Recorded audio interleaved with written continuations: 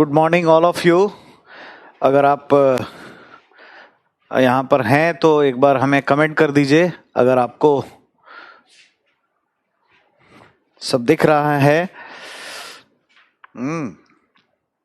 अगर आप लाइव हैं तो एक बार कमेंट करिए अगर आपको आवाज आ रही है हमारी। बच्चों अगर कमेंट करो, अगर आपको आवाज आ रही है तो आप कमेंट करो। अगर कोई लाइव हैं, एम आई ऑडिबल? आवाज आ रही है मेरी क्या? Ashish Kumar, God bless you आशीष। आवाज आ रही है? अरविंद आ रही है? वॉइस आ रही है? Okay okay. और बाकी सब अच्छा है? तो हम लोग सूचना के अधिकार पे बच्चों बात कर रहे थे, ठीक है। Deepak, God bless you, God bless you. कोई प्रॉब्लम है अभी तक जो पढ़े हो उसमें तो कोई सवाल पूछो। Any question if you have?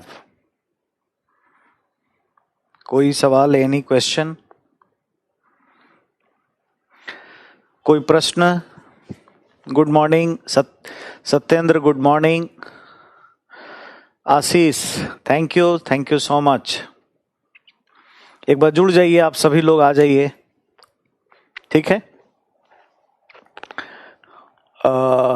Good morning, good morning.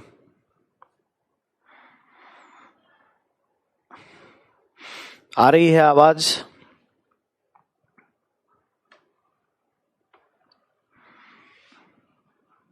हाँ जी,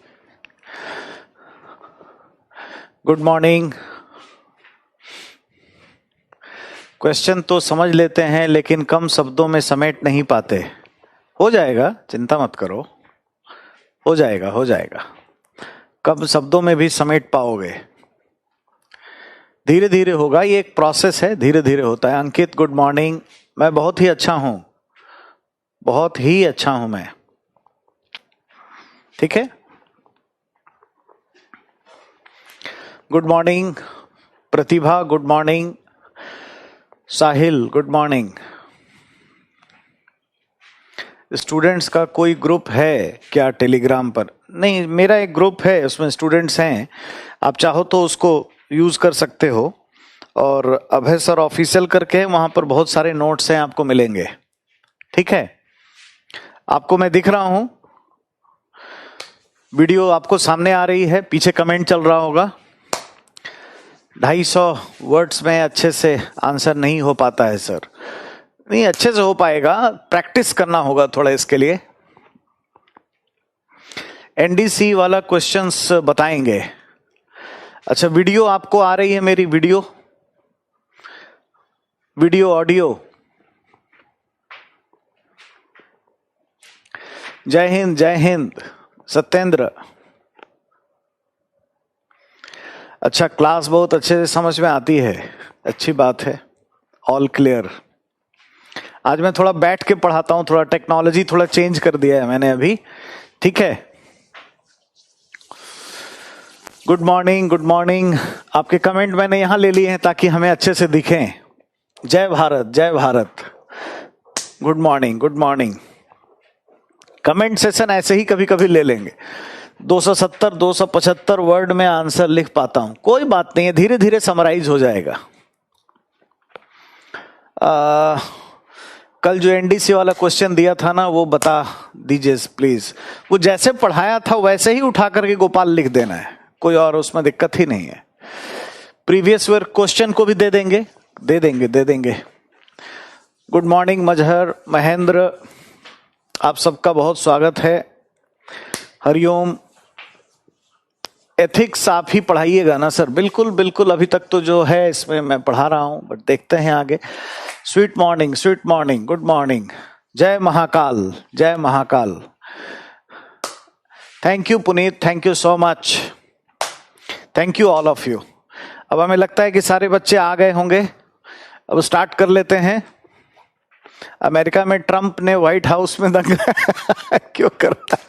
धर्मेंद्र, अरे ट्रंप ने थोड़ी करवाया, उनके तो भावना से जुड़े हुए लोग थे, वो चले गए। ये हालांकि होना नहीं चाहिए। 200 साल से भी बड़ी डेमोक्रेसी में, लोकतंत्र में जब भी पार्टी पॉलिटिक्स चेंज हो तो कर लेना चाहिए, लेकिन थोड़ा सा प्रॉब्लम है। ये भी टॉपिक कहीं कराएंगे आपको, लोकतंत्र में नौकरशाही की भूमिका आएगा ना, वहां पर ये चैप्टर कराएंगे। अच्छा, आज भी देख पा रहे हैं कमेंट? चलिए, अच्छी बात है, इसीलिए आप ही के लिए दिया है मैंने कि आप भी देख पाए। ठीक है, चलिए भाई। अच्छा, प्रभावित हुए हैं सुमित, अच्छी बात है, थैंक यू। चलिए फिर स्टार्ट करते हैं। राइट, नियोजन का प्रक्रिया भी लिखना है। हाँ बिल्कुल, प्रक्रिया लिखना है। ठीक है, तो अब बच्चों मैं स्टार्ट कर देता हूं, और सर क्वेश्चन इंग्लिश में लिखिए। अच्छा, लिख देंगे कभी? ये तो हिंदी मीडियम का है, बट ऑप्शनल यहीं लाइए करियर विल पर। अभी तक तो फिलहाल कोई मेरी बातचीत नहीं हुई है, मैंने आपको पहले भी बताया था, आगे देखेंगे। चलिए, अब हम कमेंट नहीं देखेंगे बच्चों, प्लीज। ठीक है, अब आपको दिख रहा है सामने सूचना का अधिकार, और मेरे सामने कोई कमेंट नहीं है, इसलिए प्लीज मत करिए। मैं बस बंद कर रहा हूं कमेंट। ठीक है, मैं लास्ट में जब बोलूंगा तब कमेंट करिएगा। क्रिटिकली डिस्कस या कमेंट या जो भी ऐसी चीजें होती हैं देवेंद्र, इसके बारे में मैं आपको बताऊंगा। यू आर ग्रेट सर, आपके लिए ही बैच ज्वाइन किया है। अच्छी बात है Vijender, thank you so much. मैं तो करवा ही रहा हूं अच्छे से, आप करो। ठीक है, अब मैं कमेंट बिल्कुल नहीं देखूंगा, प्लीज कमेंट ना करें। ठीक है, चलो, हम लोग बात कर रहे थे सूचना के अधिकार पर, क्लियर है? और आरटीआई पे हमने क्या क्या अब तक बात किया है, आप हमारे साथ नोट्स बनाइए और लिखते जाइए। इसके हमने बैकग्राउंड पर बात किया है। ठीक है, और हम लोगों ने देखा कि सूचना का अधिकार सबसे पहले स्वीडन में लाया गया, और 1766 ये टाइम है जब सूचना का अधिकार यहां पर लाया गया। ठीक है, वीडियो नहीं क्लियर है, क्यों नहीं क्लियर है? बाकी सब तो क्लियर ही है। एक बार आप रिफ्रेश कर लीजिए रुचि। कोई बात नहीं है, थोड़ा कम दिखूंगा मैं ममता, आज थोड़ा कम दिखूंगा, बीच बीच में आ जाऊंगा, आप चिंता मत करिए। जब मुझे दिखाना होगा तो मैं आ जाऊंगा आपके सामने। आप पहले लिखो, बोर्ड देखो आप। ठीक है, तो स्वीडन में 1766 में जो है सबसे पहले ये लाया गया, और हमने आपको बताया था कि यहाँ पर 40 साल से एक पॉलिटिकल पार्टी पावर में थी, जिसको हम लोग कहते हैं hats party. Hats political party power में थी, है ना? ये आपको हमने बताया था। और इसके विपक्ष में एक पार्टी थी जिसको हम लोग कहते हैं कैप्स। ये वहां पर विपक्षी दल थे। तो विपक्ष ने ये कहा कि आप जानने का अधिकार दीजिए। एक्चुअल में जो हैट्स पार्टी थी यहाँ पर जो सत्ता में थी, 1765 में यहाँ पर इलेक्शन हुए थे, जैसा कि मैंने आपको पिछले दिनों बताया था। और ये कहा था कि इस इलेक्शन से 40 साल पहले जो पॉलिटिकल पार्टी पावर में थी वो हैट्स पार्टी थी, और बहुत ही अच्छे से काम कर रही थी, है ना? और यहाँ पर एग्जैक्टली सोशल ऑडिटिंग भी हुआ करती थी, राइट?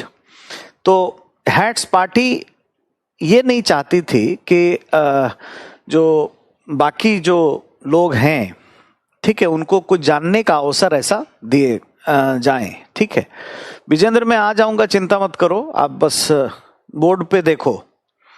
विपक्षी दलों ने ये कहा कि साहब ऐसा है कि आप जानने का अवसर दीजिए, लेकिन जानने का अवसर दे नहीं रहे थे। तो ये जब जाकर के नागरिकों को इन्होंने कहा कि हम अगर चुनाव जीते तो जानने का अवसर देंगे, तो 1765 का जो चुनाव था, इस चुनाव में कैप्स की विजय हो गई। कैप्स पार्टी की विजय इसमें हो गई, और इस तरीके से कैप्स पॉलिटिकल पार्टी जो थी वो पूरे तरीके से पावर में आ गई और 1 साल के अंदर अंदर इन्होंने 1766 में जानने का अवसर स्वीडन में दे दिया। ये हमने कल आपको बताया था। और स्वीडन में जो 1766 में हुआ, अमेरिका में वो फाइनली 200 सालों के बाद एग्जैक्टली आ रहा है। ठीक है, पहले की तरह पढ़ाइए सर, ऐसे में एकाग्रता नहीं बन पा रहा है। कोई बात नहीं है, थोड़ा सा चेंज भी करो ना, एडॉप्ट करो, इसमें ज्यादा अच्छा लगेगा। कुछ और भी चीजें आज दिखाऊंगा मैं आपको, है ना। तो एग्जैक्टली 1766 से 200 साल के बाद यानी 1966 में, है ना, यहाँ पर अमेरिका ने किया, यूनाइटेड स्टेट्स ऑफ अमेरिका में ये हुआ। और कई जगह पे, जैसा कि हमने आपको बताया था कि फ्रांस में जो है, अगर आपको याद रखना हो तो यहाँ ऐसे याद रख सकते हैं, फ्रांस में 1978 में ये हुआ था, और कनाडा में, ठीक है, 1982 में लागू हुआ, जापान में 1999 में लागू हुआ। ठीक है, और यूके और भारत, इसके लिए हमने कहा था आपको कि यहाँ पर ऑलमोस्ट 2005 में लागू हुआ, और यूके में कानून 2000 में ही हो गया था। ठीक है, इसके लिए कानून पारित किया गया था 2000 में, राइट। ये बात हमें ध्यान रखने की जरूरत है। चलिए, आप लोग की बड़ी चिंता थी तो मैं आ गया यहाँ पे सामने। तो कल की क्लास में बच्चों हमने आपको ये बताया कि किस तरीके से आरटीआई का उद्भव, मतलब एक तरीके से उद्भव हुआ। स्वीडन में इसकी शुरुआत होती है, और आप देख रहे हैं जैसे स्क्रीन पे 1766 में सबसे पहली बार आया। एक पीटी का क्वेश्चन भी है कि पूरी दुनिया में सूचना का अधिकार सबसे पहले कहाँ लाया गया। ठीक है, तो उसका जो आप बताएंगे वो स्वीडन, उसके बाद फ्रांस, कनाडा, जापान, ये सब जहां से हम लोग प्रभावित हुए हैं वहां से। यूके और भारत एक ही साथ 2005 से लागू किए हैं। यूके में 2000 में इसके लिए कानून पारित हो गया था, लेकिन 2005 में भारत के साथ ही ये लागू हुआ। ये क्लास बिल्कुल लाइव है, रिकॉर्डेड नहीं है। थोड़ा सा टेक्नोलॉजी हमने और एडवांस कर दिया है आपकी अंडरस्टैंडिंग के लिए। कुछ और वीडियोस वगैरह भी आपको दिखाएंगे ताकि आपकी समझ बूझ थोड़ी सी और बेहतर अच्छे तरीके से हो जाए। ठीक है, तो ये एक इसका बैकग्राउंड था। ठीक है, अब हमें इसमें ये जानना है कि किस तरीके से जो सूचना का अधिकार जो है, इसमें क्या भूमिका रही है एग्जैक्टली सिविल समाज की। ठीक है, एग्जैक्टली सिविल सोसाइटी की क्या भूमिका रही है, ये हम लोग देखेंगे। सिविल समाज की भूमिका, हम भारत के बारे में बात कर रहे हैं कि भारत में सूचना का अधिकार आंदोलन कैसे आया। हमने अंतर्राष्ट्रीय परिप्रेक्ष्य को देखा। भारत में सिविल समाज की भूमिका, सिविल समाज, सिविल समाज कहते हैं एनजीओज को। कभी आगे बताएंगे इसके बारे में। एनजीओज या दबाव समूह आप समझिए, अभी आप इसको एनजीओ, नॉन गवर्नमेंटल ऑर्गेनाइजेशन या दबाव समूह, आप इसको समझ सकते हैं। तो क्या भूमिका निभाया इसने, इसको हम लोग देखेंगे। सिविल समाज की भूमिका क्या है। एक संस्था है मजदूर किसान शक्ति संगठन, है ना, इन्होंने बड़ी भूमिका इसमें निभाई है। एक्चुअल में ये एक आईएएस अफसर थी, अरुणा रॉय। अरुणा रॉय एक आईएएस अधिकारी थी और तमिलनाडु कैडर की। इन्होंने जॉब छोड़ करके सूचना के अधिकार का आंदोलन शुरू किया, और यही चेयरपर्सन है, अध्यक्ष हैं किसकी, एमकेएसएस की। और इन्होंने इसके लिए काम किया। ठीक है, और अच्छे तरीके से इन्होंने बेसिकली सूचना के अधिकार के आंदोलन पर चर्चाएं की। इनके संगठन की स्थापना जो है 1990 में हुई है, और 1994 से राजस्थान में काम कर रहा है। एक संगठन क्या कर सकता है सूचना के अधिकार के लिए, या एक संगठन क्या कर सकता है पब्लिक ऑडिटिंग के लिए, उसका मैं एक डेमोन्स्ट्रेशन, एक वीडियो आपको दिखा रहा हूं। ठीक है, मैं अभी आपको ठीक है राणा जी, थैंक यू। मैं आपको अभी एक वीडियो शो कर रहा हूँ, एक वीडियो अभी आप देखेंगे और उससे हम लोग जान पाएंगे कि किस तरीके से ये काम करता है। आप अपने पास एक पेन और पेपर रखिए, ठीक है? आप सभी के पास पेन और पेपर है हाथ में? पेन और पेपर सबके पास है? कमेंट करके बताइए सबके सामने है या ऐसे ही सो के देख रहे हो? ठीक है, सबके पास है ना? कलम निकालिए, कॉपी निकालिए। जो वीडियो मैं आपको दिखाऊंगा अभी उसमें से कुछ पॉइंट्स निकालना है, फिर मैं आपसे बात करूंगा अभी और फिर आपको बताऊंगा कि क्या भूमिका हो सकती है। ठीक है, चलिए पेन पेपर लेकर के तैयार हो जाइए और वीडियो डेमोन्स्ट्रेशन देखिए एक जो आपको देखना है। चलिए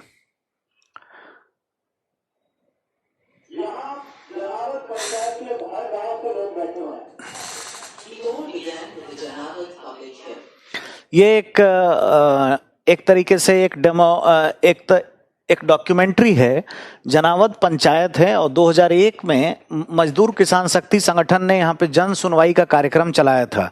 जस्ट वॉच एंड आप इसमें से जो भी इम्पोर्टेंट चीज होगा आप इसको लिखिएगा, ठीक है? इसमें से नोट करेंगे आप अच्छे तरीके से। स्टार्ट करें, रेडी हैं? चलिए start.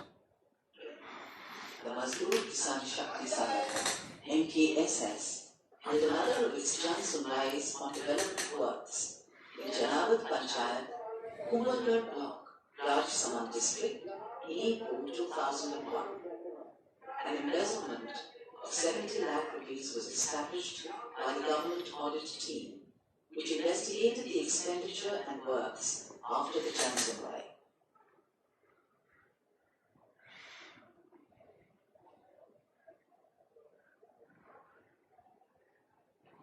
What follows is a narrative of the government's efforts at social audit.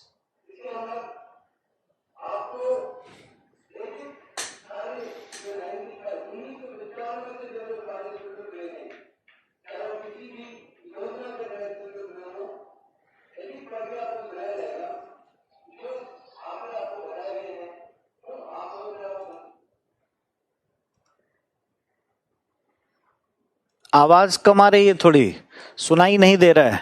चलिए मैं आवाज बढ़ा देता हूं, अब चिंता ना करें, मैं थोड़ा साउंड बढ़ा देता हूं उसका।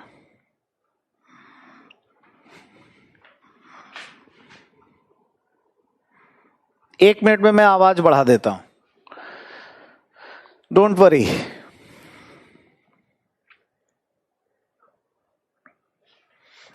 अभी मैं साउंड ठीक कर देता हूं, आएगी आवाज, आएगी, बहुत आएगी।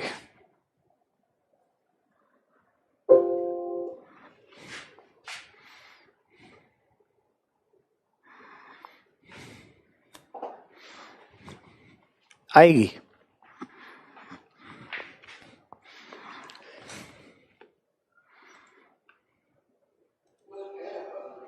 Following a directive of the state government, post the Janavad MKSS Jansunai, that the highest spending panchayat in every samiti or block should hold its own Jansunai to demonstrate what a social audit should be. This highlights the process in the districts of Rajsamand, Bhilwara and Bikaner, where the MKSS and National Campaign for People's Right to Information, NCPRI, are active.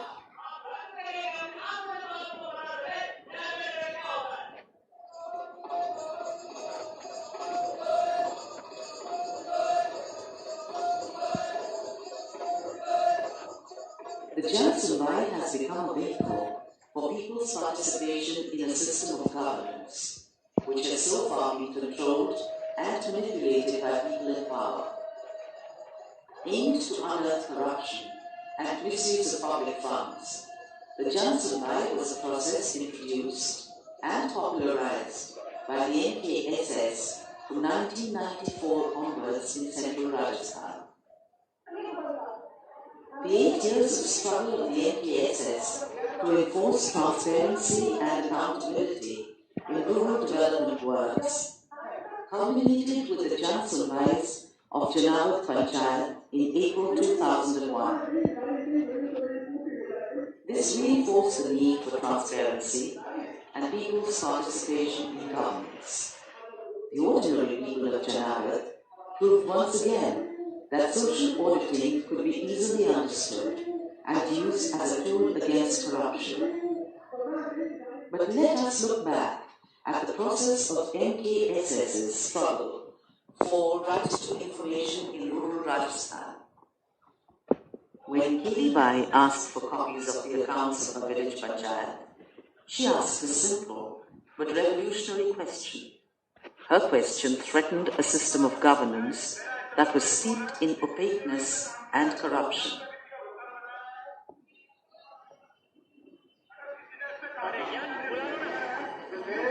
For over 50 years, independent India has witnessed the pocketing of development funds by vested interest and the crippling of development efforts.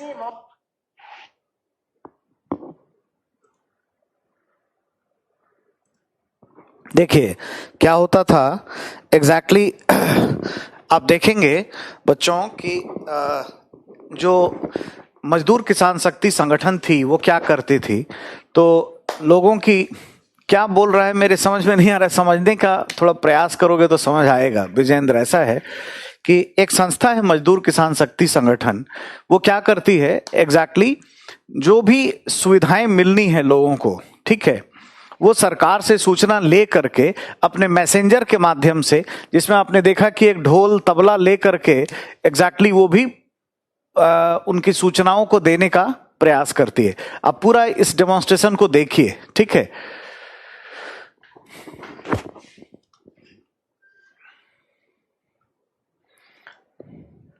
इस demonstration को पहले अच्छे से समझिए।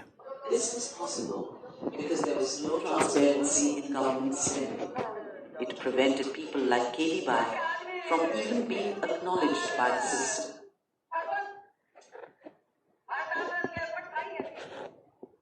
Her continual questioning has forced government and panchayats to display information publicly. ये देखिए यहाँ पे स्कूल में जितनी योजनाएं हैं उनके बारे में लिखा हुआ है, उन कार्यक्रमों से क्या बेनिफिट मिलने वाला है ये लिखा हुआ है। Sought to bring about this change. This was a common question asked by the villagers of central Rajasthan during a series of Jansunbais organized by the MKSS in 5 different village panchayats between December 1994 and April 1995. It began with Kot Kirana in Pali district, and 4 other such hearings were organized in the districts of Rajsamand, Ajmer and Bhilwara. These Jansunbais marked the जन सुनवाई कार्यक्रम है, इसमें जाने माने लोगों को बुलाया जाता था। देखिए प्रतिनिधि अधिकारी आपको दिख रहे हैं, गांव के लोग आके क्वेश्चन पूछते हैं यहाँ पर। They began to reclaim development for themselves. The relationship between the government and the ordinary citizens started changing dramatically. Keli Bai and the MKSS fought hard to win what was soon to become an entitlement for every ordinary citizen in Rajasthan. Their long struggle resulted in several institutional changes in the state. December 1996, through an amendment in the rules of Panchayat, ये सब लिखना है जो भी screen पे आ रहा है, लिखते जाइए। have the right to inspect and take copies of all records of Panchayati Raj bodies, including bills, vouchers, and muster rolls, and see what is being done in their name. May 2000. Rajasthan Assembly passes the Right to Information Act. Citizens have the right to obtain copies of all state government documents, with a few exceptions. May 2000. Amendments to the existing Panchayati Raj Act were made to facilitate the direct participation of citizens in governance. It is now legal for ward sabhas, assemblies of a particular neighborhood, to audit local government expenditure. These audits were popularized by the MKSS and other organizations in the NCPRI. Between January 1998 and April 2001, 4 more Jansunwais on development expenditure were organized by the NKSS. लिखते जाना है जो important topic है. And ending with Janavat in Rajsamand district. These Jansunwais exposed corruption and fixed accountability of sarpanches, engineers, and other officials involved in the embezzlement of government money. The Janavat Jansunwai was a dramatic expose of the magnitude of corruption. देखिए इस तरीके से लोगों से बुलाते थे, सवाल पूछते थे, तो ट्रांसपेरेंसी के लिए दबाव पड़ता था बाहर से. Deputy Secretary Audit and Accounts Rajasthan government was appointed to start investigation and the final report was submitted. The Banna Lal committee proved Banna Lal committee लिख लीजिएगा. 141 works in Janavat Panchayat were works that existed only on paper. The committee also established an embezzlement of 70 lakh rupees out of an expenditure of 1.25 crores in 6 years. Based on the Banna Lal Committee report, the Anti-Corruption Department, ACD, Jaipur filed 8 FIRs. Charges were filed against 18 people, including the BDO, several junior engineers, accountants, the Gram Sevak, and the Sarpanch. 4 junior engineers and executive engineers were suspended. One of them spent 1 month in jail. देखिए क्या क्या फायदा हुआ जन सुनवाई कार्यक्रम से. Were to be recovered from them. The Gram Sevak was arrested and spent 1 month in jail. 21 lakh rupees were to be recovered from him. The Sarpanch, Ramlal, was arrested and spent 1 month in jail. Claims of 13 lakh rupees were to be recovered from him. The pension of the BDO who had retired by then was withheld. 1 assistant engineer and 1 accountant were suspended. The Janavat disclosures proved that the state government needed to move towards reform and proactively provide information to the people. The Rajasthan government decided to launch a series of Jansunwais, some with the help of citizens' organizations and NGOs.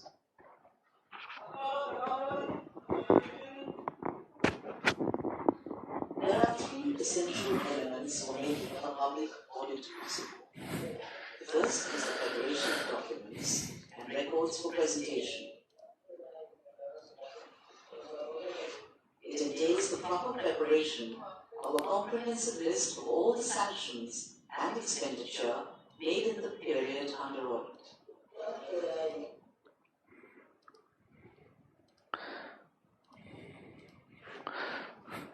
देखिए भाई exactly ध्यान दीजिएगा. ये चीज समझना है कि क्या कैसे फायदा करता है ना. एक एनजीओ कैसे काम कर सकता है. आपने क्या क्या देखा अभी तक.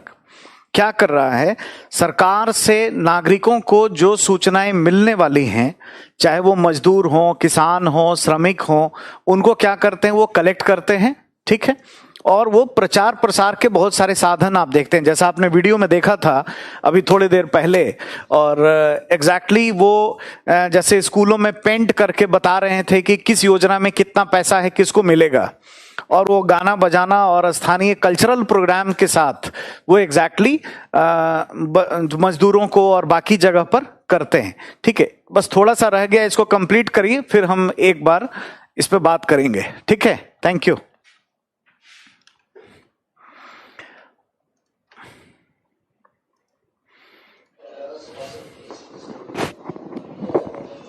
The Rajasthan Panchayati Raj rules require that this information be painted. देखिए स्कूल में किस तरीके से वॉल पेंटिंग करके दिया गया है. किसी केस स्टडी में, एथिक्स में भी काम आएगा. Allow citizens to be aware of development work that has taken place in their panchayat. आप इस कॉन्सेप्ट को सीखिए बस. Is immediately noticed so that concerned people can ask for detailed documents. For purposes of a social audit, photocopies of all the documents related to the works being audited have to be made available. These would include the bills, vouchers, the labor muster rolls related to the works, the measurement books, and the utilization certificates.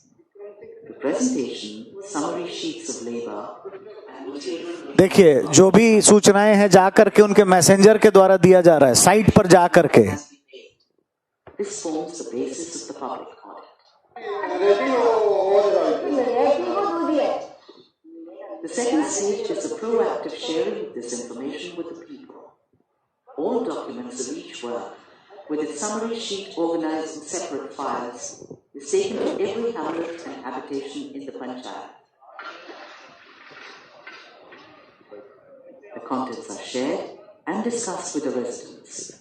Details of the work carried out in that village are read out so that the non-literate are also aware. देखिए किस तरीके से एक messenger जाकर के आम आदमी को, गरीब आदमी को बता रहा है कि आपको कितनी सेवाएं मिलनी चाहिए थी, कितने पैसे मिलने चाहिए थे. Motivated to provide their own information. As the documents are shared, people are encouraged to ask questions. देखिए गांव वालों को जा जाकर ऐसे क्वेश्चंस बताते थे लोग कि आपको क्या क्या सेवाएं मिलेंगी, और ये सारे डॉक्यूमेंट तैयार किया हुआ है. ये जो स्क्रीन पे आप देख रहे हैं ये व्यक्ति लेकर आया है और बता रहा है. Here are many areas of doubt that may arise.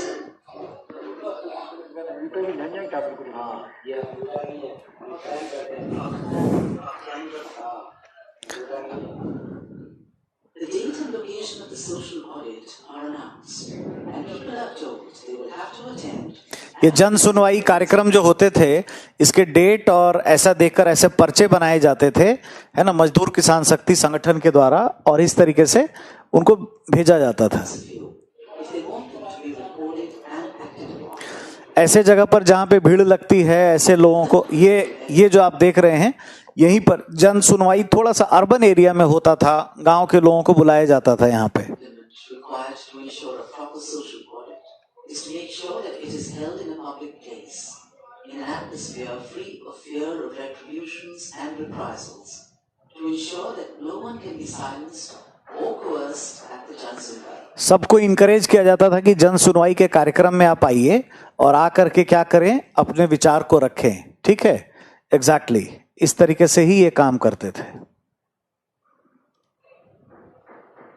The efficacy of the Jan Sunwai is dependent on open democratic debate by placing all the facts in the public domain and reducing ये एक तरह का democratic debate था जिसमें कि सारे facts and figures सरकार के पब्लिक के सामने लाए जाते हैं. the domination of the vested interests. When the administration insists that this process of open debate and public auditing will take place at regular intervals, citizens will find the courage to confront even powerful lobbies who now have to come to terms with a new mode of democratic decision making. At points in time, resistance to this process will have to be met with a firm commitment by the administration. In these cases, the administration has to make the effort to get people to feel both confident and comfortable in voicing their angst, grievances, and opinion. The true effectiveness of a public audit is lost if the silence of the people is misinterpreted as acquiescence.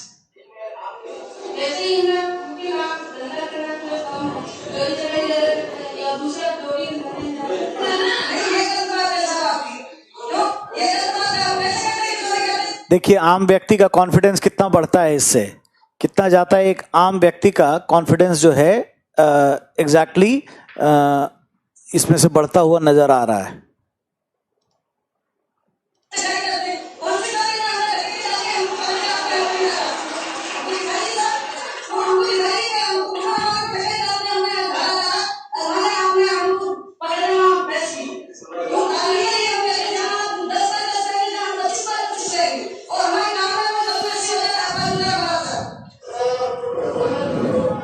Jan Sunwais have given villagers the opportunity to raise objections, voice opinions,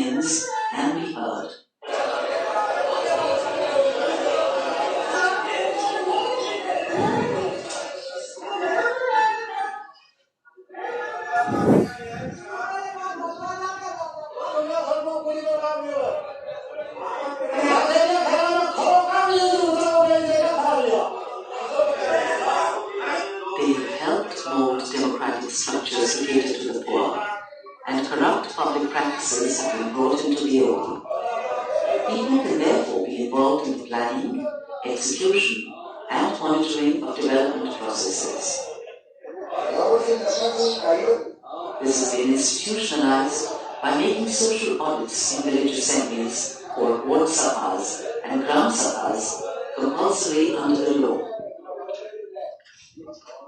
The change was not easy, but the beginnings of political commitment to the process by the state government has helped contain problems like the disruption of the government Jansanwise and attempts to suppress the voice of ordinary citizens.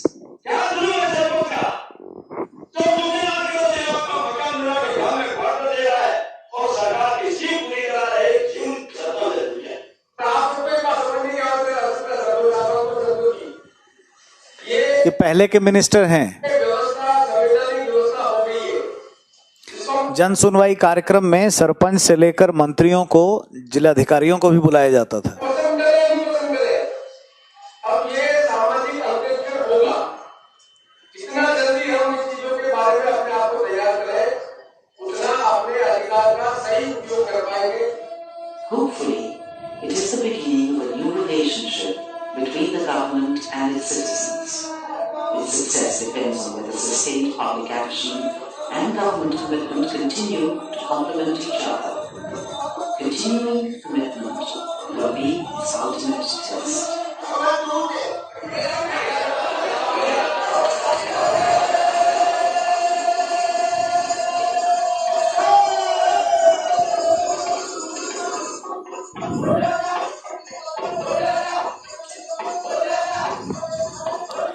चलिए, मैं अब आ जाता हूं कैमरे के सामने और आपको एक्सप्लेन करता हूं एक एक चीज, जिससे आपको बात अच्छे तरीके से समझ में आ पाए। ठीक है, और आप इसको जान पाएंगे कि क्या इसका बेनिफिट ऑलरेडी है।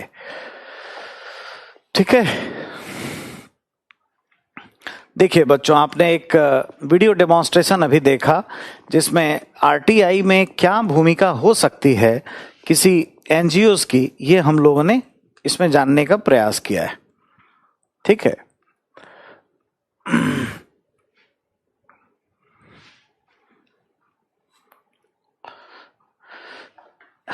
राइट।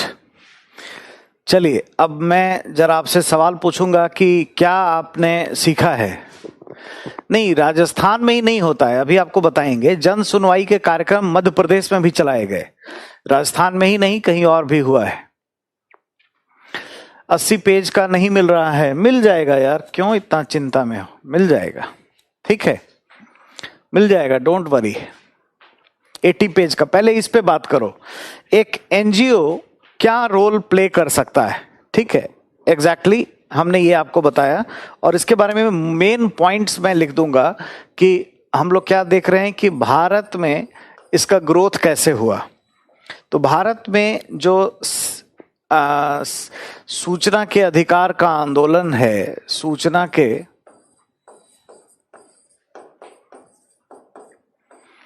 अधिकार का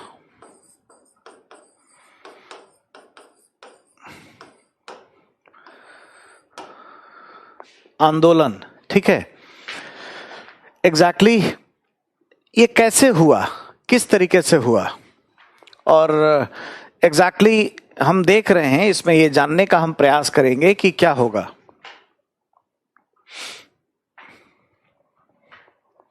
कोई बात नहीं, कृप्ति आप थोड़ा ध्यान नहीं देते हो इसलिए आपको कम समझ में आया है ना। ये फील करना जरूरी था, देखना जरूरी था, क्योंकि सूचना के अधिकार के बारे में आपको एथिक्स में भी पढ़ना है। ठीक है, और एथिक्स में आपको इस पर केस स्टडी लिखना पड़ेगा, और इतने चीजों से घबराते हड़बड़ाते रहोगे आप लोग तो काम कैसे होगा। बहुत अंडरस्टैंडिंग आपको इसके लिए लेनी पड़ेगी। ठीक है, अब मैं कमेंट नहीं देख रहा हूं, जब मैं बोलूंगा उसी समय कमेंट करना। ठीक है, सूचना के अधिकार में एक संस्था क्या भूमिका निभा सकती है, मजदूर किसान शक्ति संगठन, इसके बारे में हमने आपको एक वीडियो दिखाया अभी, और इस वीडियो में ये था कि ये अपने स्वैच्छिकतावाद के आधार पर ये ऐसे संस्थान जा करके डिमांड करते हैं सरकार के डिफरेंट ऑर्गेनाइजेशन से। सबसे पहले क्या है इसमें, सरकार से सूचना प्राप्ति, ये कैसे होगा? ये स्वैच्छिकतावाद के आधार पर होगा। स्वैच्छिकतावाद, वॉलंटरिज्म। और ये कैसे होगा? पब्लिक ऑडिट का नाम आप सुन रहे होंगे, एक तरीके का लेखांकन या लेखा परीक्षण के जैसा आप बात इसमें सुन रहे होंगे, है ना? तो ये एग्जैक्टली कैसे होगा? पब्लिक ऑडिट, कि भाई जो भी योजनाएं आप चला रहे हैं उसमें जो एक्सपेंडिचर है वो है तो जनता के लिए ही, तो हम जानना चाहते हैं इसके बारे में, आप क्या करिए, इंफॉर्मेशन हमें शेयर करिए। इस तरह की बातें यहाँ करते हैं। उसके बाद क्या है? प्रचार प्रसार। प्रचार प्रसार के वही सारे साधन आप इस्तेमाल करेंगे जो आपने इस वीडियो में देखे। जब भी कोई आए ना, चूंकि केस स्टडी भी इस पर आता है, इवन सेकंड पेपर में भी केस स्टडी आ सकता है, आ चुका है। सत्यम कंप्यूटर पे कॉर्पोरेट गवर्नेंस पढ़ना तो है, जीएस पेपर 4 में आया, पेपर 2 में है। तो ये सवाल आ सकता है कि आप अगर प्रशासनिक अधिकारी बनोगे तो आप किस तरीके से एनजीओ को बढ़ावा दोगे? तो लिखना होगा कि प्रचार प्रसार के स्थानीय तौर तरीकों का हमें प्रयोग करना चाहिए। यहाँ पर जैसे क्या प्रयोग कर सकते हैं? एक तो जैसे आपने देखा था वॉल पेंटिंग, जो स्कूलों में पेंट करके लिखा हुआ था, इस तरह की बातें, और मैसेंजर भेज करके बताना साइट पर, है ना, और कुछ गाना बजाना के आधार पे एंटरटेनमेंट करके सूचनाएं किसी तरीके से देना। तो स्थानीय तरीके, लोकल तरीके, स्थानीय वर्नाकुलर, स्थानीय तौर तरीके। आप ऐसा लिखोगे कि हम कोई बहुत बड़ा ई गवर्नेंस का मॉडल लेकर के वहां पर आएंगे तो कम नंबर मिलेंगे। ग्रामीण स्तर पर देहाती बातें आपको करनी है, तब जाकर के ये चीजें होंगी। और फिर उसके बाद जन सुनवाई जैसा कार्यक्रम, जो कि आप देख रहे थे, और लगातार ये कार्यक्रम चलाया। उसके बाद पूरे राजस्थान में इसको किया गया। इसका काफी इम्पैक्ट हुआ। इसमें क्या करते थे, एक अर्बन एरिया में लोगों को बुला करके, सरपंच को, डीएम को, सबको जमा करके सवाल पूछने का अवसर नागरिकों को देते थे। इससे जानने का अवसर लोगों को मिलने लगा और लोगों को बड़ा अच्छा लगा, लोगों ने बड़ा प्रमोट किया इसे। ठीक है, इससे राजस्थान की सरकार प्रभावित हो गई। यूएनडीपी ने इसको देखा, यूएनडीपी ने इसको कहा कि पूरे जितने डेवलपिंग नेशन है वहां पर इस तरह के कार्यक्रम हमें संचालित करने चाहिए, और काफी बड़े स्तर पर यह मामला गया। आप जानते हो कि इसी कार्यक्रम को संचालित करने के लिए यूपी के चीफ मिनिस्टर को यूएनडीपी ने अवार्ड भी दिया, और 2000 में राजस्थान में, ठीक है, राजस्थान के चीफ मिनिस्टर को अवार्ड इसके लिए दिया गया था। और 2000 में ही राजस्थान में सूचना के अधिकार के लिए, आरटीआई के लिए कानून भी पारित हुआ, जिसमें से ये मजदूर किसान शक्ति संगठन की बड़ी भूमिका यहाँ पर देखने को मिलती है। तो एक ये डेमोन्स्ट्रेशन था, एग्जैक्टली वो हम इसको देखेंगे, और हमने देखा इसको और अंडरस्टैंड करने का कोशिश किया, ताकि कोई अगर केस स्टडी वाले सवाल अगर पूछ लिए जाएं तो वहां पर हम काम अच्छे तरीके से कर पाएं। ठीक है, अब जरा देखेंगे कि भारत में ये जो सिविल सोसाइटीज हैं, इनकी भूमिका तो महत्वपूर्ण रही है। कैसे हुई एग्जैक्टली हम लोगों ने समझने का, देखने का उसका प्रयास किया। अगर आप देखोगे तो सबसे पहले राज्य के स्तर पर कहीं पे सूचना का अधिकार का कानून पारित हुआ है तो वह है तमिलनाडु, और टाइम है 1997। ये पहला राज्य है, पहला राज्य, और यहां पर भी काम अरुणा रॉय का ही किया हुआ है।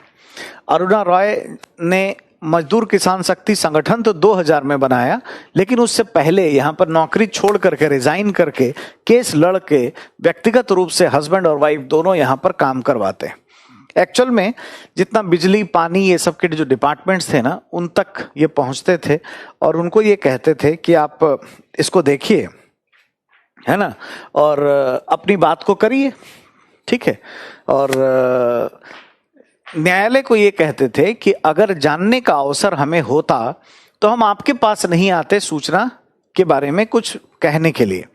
तो ये बड़ा इन्फ्लुएंस किया। तमिलनाडु हाईकोर्ट ने कहा सरकार को कि भाई कानून बनाओ, और 1997 में ये बन गया।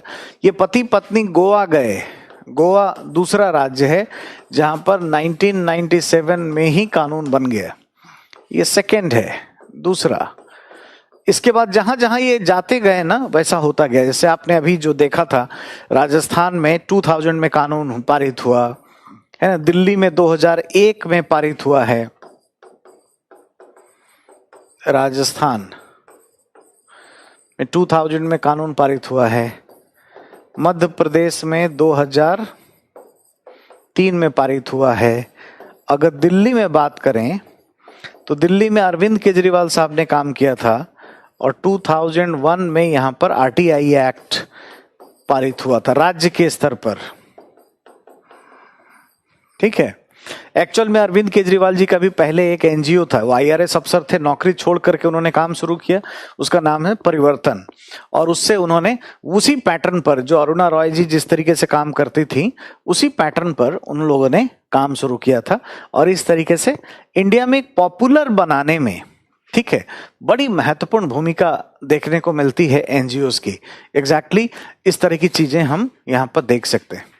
कुछ बात समझ में आया है? कोई प्रश्न है तो प्रश्न पूछिए, मैं मेरे सामने आपका कमेंट है, जब मैं बोलूंगा उसी समय कमेंट करना है।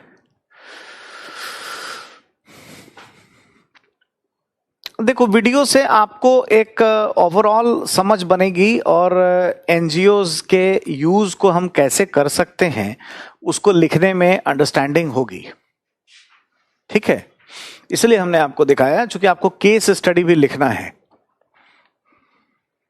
हाँ, बन्ना लाल कमेटी ने कहा था इसके लिए, पब्लिक ऑडिट के लिए, जो राजस्थान के लेवल पे थी। आप ये जन सुनवाई कार्यक्रम को ये ज्यादा आप लिखेंगे कि इसमें कैसे होता था, क्या किया जाता था। एक तरीके का एक केस स्टडी है। आपको कहा था ना हमने पिछली क्लास में कि कुछ केस अध्ययन आपको बताएंगे, तो ये केस है एक्चुअल में। ठीक है, मैं ग्रुप में भी डाल दूंगा। ठीक है, इस वीडियो को आप एक बार देख लेना। तो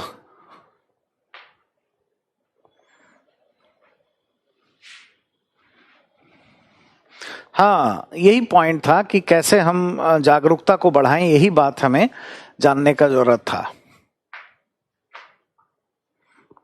ठीक है, चलिए अब आगे हम लोग बढ़ते हैं। इंडिया में पॉलिटिकल लेवल पर बच्चों कहां से हुआ, इस बात को देखें। मैं आपके कमेंट को देख नहीं रहा हूं, इसलिए आप कमेंट मत करिए। ठीक है, राजनीतिक रूप से कैसे विकास हुआ, राजनीतिक स्तर पर विकास कैसे हुआ। सूचना के अधिकार के बारे में सबसे पहले जब संविधान का निर्माण हो रहा था उसी समय एक व्यक्ति ने इसके बारे में कुछ कहा है।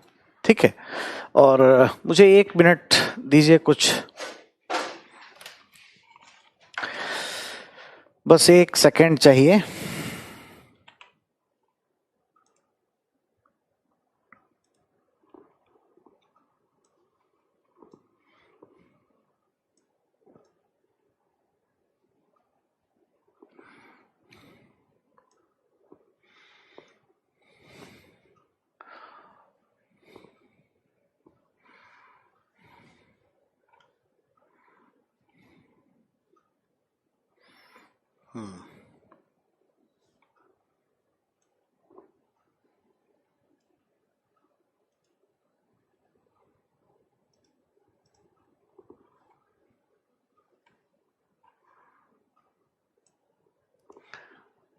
Just a minute.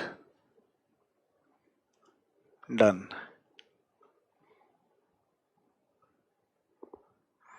Right? चलिए, तो ठीक है, thank you for your patience.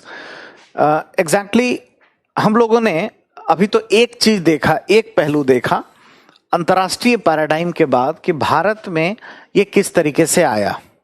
तो एक तो इसमें एनजीओज की भूमिका महत्वपूर्ण देखने को मिलती है, जिसमें हम लोगों ने मजदूर किसान शक्ति संगठन नामक संस्था के बारे में बात किया और देखा ये एग्जाम के लिए जरूरी है।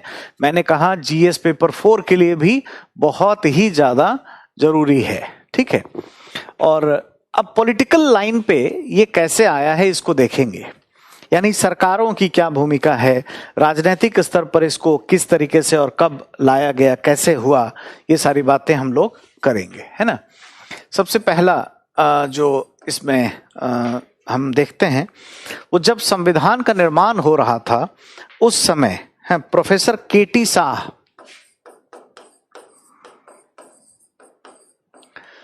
संविधान सभा में ही एक विपक्षी दल के प्रोफेसर थे,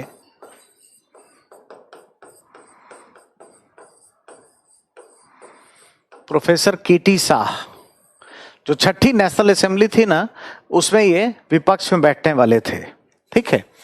ये प्रोफेसर केटी शाह ने, ठीक है, हमें ये कहा, ये बात समझाया कि भाई सूचना का अधिकार जो है ये मूल अधिकार में ही डाल देना चाहिए। इन्होंने कहा था कि आरटीआई को मूल अधिकार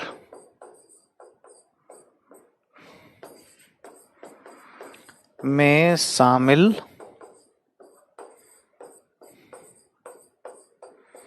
कर देना चाहिए, ठीक है, मूल अधिकार में शामिल कर देना चाहिए। लेकिन चूंकि ये विपक्ष के नेता थे, कांग्रेस विपक्ष में बैठते थे, नेता तो कोई जाना माना था ही नहीं पहले 3 लोकसभाओं में, ठीक है। एग्जैक्टली इन्होंने जो विचार रखा इसका खूब मजाक उड़ाया गया, और अगर कर लेते तो कितना अच्छा होता, ठीक है। आगे चल करके न्यायपालिका ने कहा कि आर्टिकल 19 और 21 में ये अंतर्निहित पाया जाता है ना, लेकिन अगर ये हम लोग मान लेते तो अच्छा होता। तो ये सबसे पहला है जब आरटीआई की बात चली है। पीटी में आप जरूर ध्यान रखिएगा, प्रारंभिक परीक्षा में अगर आपसे ये सवाल पूछा जाता है कि सूचना का अधिकार जो है वो कब सबसे पहले सूचना के अधिकार को भारत के संविधान में खास करके मूल अधिकार में रखने की बात निम्नलिखित में से किसके द्वारा किया गया, तो पंडित नेहरू है ना, या सरदार पटेल, ऐसे ऑप्शंस होंगे, उनमें से कौन सा ऑप्शन टिक करेंगे आप? प्रोफेसर केटी शाह। तो मोस्ट इंपॉर्टेंट जो है ये अपने आप में एग्जैक्टली ये है। दूसरा जो ध्यान देना है हमें, इसके बाद भारत में इस पर कोई काम हुआ नहीं। अब देखो, ऐसा नहीं है कि जब हमारा संविधान बन रहा था तो लोगों को पता नहीं था, पता था, क्योंकि आप जानते हो स्वीडन में 1766 में ही था इसके लिए। अमेरिका में देर से जरूर आया, लेकिन स्वीडन में तो था ही पहले से, तो चाहते तो कर सकते थे। लेकिन हमारा कॉन्स्टिट्यूशन किससे ज्यादा प्रभावित है? ब्रिटेन से ज्यादा प्रभावित है। ब्रिटेन में कब लागू हुआ है? आप जानते हो ब्रिटेन में कानून कब से बना है? यूके ने कानून बनाया है 2000 में और लागू किया है 2005 से। इसीलिए शुरू के जो संविधान निर्माता थे, ज्यादातर उसमें से बैरिस्टर थे, यूरोप में पढ़े लिखे थे, उनके द्वारा बहुत कुछ इस पर किया नहीं गया, ठीक है। तो ये एक महत्वपूर्ण चीज है कि इसमें संविधान निर्माताओं ने ज्यादातर ध्यान नहीं दिया। पहली बार सूचना के अधिकार की बात चली तो जब 75 से 77 के बीच में, ठीक है, जब इंदिरा जी ने एक तरीके से हमारे ऊपर लादा, एक इमरजेंसी प्रोविजन हमारे ऊपर दे दिया गया, जो कि होना नहीं चाहिए था, मूल अधिकारों का उल्लंघन हुआ, आर्टिकल 19 का काफी दुरुपयोग हुआ, यहाँ पर निलंबित कर दिया गया। तो ऐसा होने के बाद एक विरोध के स्वरूप में जानने का अवसर, जानने की कहानी, आरटीआई का आंदोलन जो है वो सामने आया, ठीक है। तो ये क्या है? जेपी मूवमेंट, जेपी आंदोलन। ये जेपी क्या है? जयप्रकाश नारायण, जयप्रकाश नारायण जी ने आंदोलन शुरू किया। बिहार इसका केंद्र था। बिहार राजनीतिक अभिवृत्तियों के लिए, राजनीतिक अभियोग्यता के लिए जाना जाता है और वहां पर जागरूकता पॉलिटिकल जो है वो अच्छी खासी है। इसका उदाहरण है अपने आप में, कोई ना कोई पॉलिटिकल एंगल में चेंज करने की बातें वहां से होती हैं। तो जेपी मूवमेंट में एक आंदोलन शुरू हुआ, खुली सरकार का आंदोलन। Government should be open, government should be transparent, है ना। इसे संपूर्ण क्रांति का भी आंदोलन कहते हैं, संपूर्ण क्रांति। और जो लोग भी जेपी मूवमेंट से जुड़े हुए थे, जितनी पार्टियां आप जानते हो, गैर कांग्रेसी पार्टियां, चाहे लालू जी हो, मुलायम जी हो, नीतीश कुमार जी हो, जिस पार्टी में जनता लगा हो, लोकतांत्रिक लगा हो, समाजवादी शब्द लगा हो, वो सब यहीं से जन्मे हैं। ठीक है। तो जैसे नीतीश कुमार जी जेपी मूवमेंट से प्रभावित थे, तो जब वो रेल मंत्री बने, नीतीश कुमार जो बिहार के मुख्यमंत्री हैं अभी, वो जब रेल मंत्री थे तो उन्होंने संपूर्ण क्रांति रेल चलाया। एक ट्रेन का नाम ही है संपूर्ण क्रांति, दिल्ली से पटना जाती है, बहुत ही अच्छी ट्रेन है संपूर्ण क्रांति, वो यहीं से उठाया गया है। यहां पर भी एक एनजीओ बहुत बड़ी भूमिका निभा रहा था इस आंदोलन में, और उसका नाम है, मैं आगे अगले पेज पर लिखता हूं,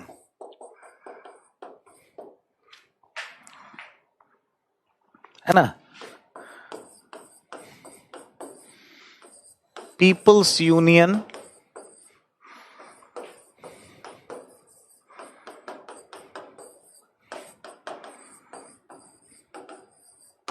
फॉर द सिविल लिबर्टी। ये एक एनजीओ, इन्होंने, इसी एनजीओ ने सपोर्ट किया इस संपूर्ण क्रांति के आंदोलन को, और जेपी मूवमेंट जो है उसको सपोर्ट करने वाला यही ऑर्गेनाइजेशन था। ये बेसिकली मूवमेंट और कुछ नहीं था, ये मूवमेंट आरटीआई का था, ट्रांसपेरेंसी का था, मूल अधिकार को बनाए रखने का, बोलने की आजादी, अभिव्यक्ति की स्वतंत्रता हमारी हमेशा बनी रहे, इस तरह की चीजों को यहां पर रखा गया। तो एक तो आपने देखा कि प्रोफेसर केटी शाह ने इसको स्टार्ट किया, वहां के बाद जेपी मूवमेंट में इसकी बात चली। अब चूंकि गैर कांग्रेसी पॉलिटिकल पार्टीज का ये आंदोलन हो गया था, तो कांग्रेस पार्टी ने एक आइडियोलॉजी डेवलप कर लिया, एक विचार बना लिया कि आरटीआई तो बहाना है, कांग्रेस पार्टी निशाना है। उसने ऐसा एक सिस्टम डेवलप कर लिया, है ना। और यहाँ पर थोड़ी सी समस्याएं होनी शुरू हो गई, और ऐसा माना जाने लगा कि भाई लोग क्या करते हैं, कांग्रेस का आलोचना करने के लिए सूचना का अधिकार का आंदोलन कर रहे हैं। तो जैसे ही 1980 में इंदिरा जी वापस आई, इंदिरा लाओ देश बचाओ का जो नारा चला, उसके बाद क्या हो गया, कांग्रेस पार्टी ने आइडियोलॉजी बना लिया कि आरटीआई का मतलब शट अप, बिल्कुल शांत रहना है, कुछ भी करना नहीं। तो इंदिरा गांधी ने सूचना के अधिकार के लिए कुछ भी नहीं किया, जबकि इतना आंदोलन हो चुका था। ठीक है। इसी पीरियड में मोरारजी गवर्नमेंट ने कुछ काम किया था। कितने पॉइंट लिखे आपने? 2। तीसरे पॉइंट यहां ध्यान रखिएगा, मोरारजी सरकार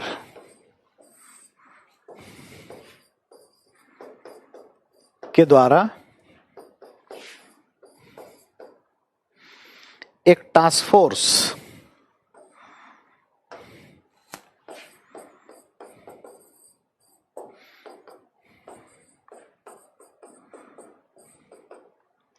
फोर्स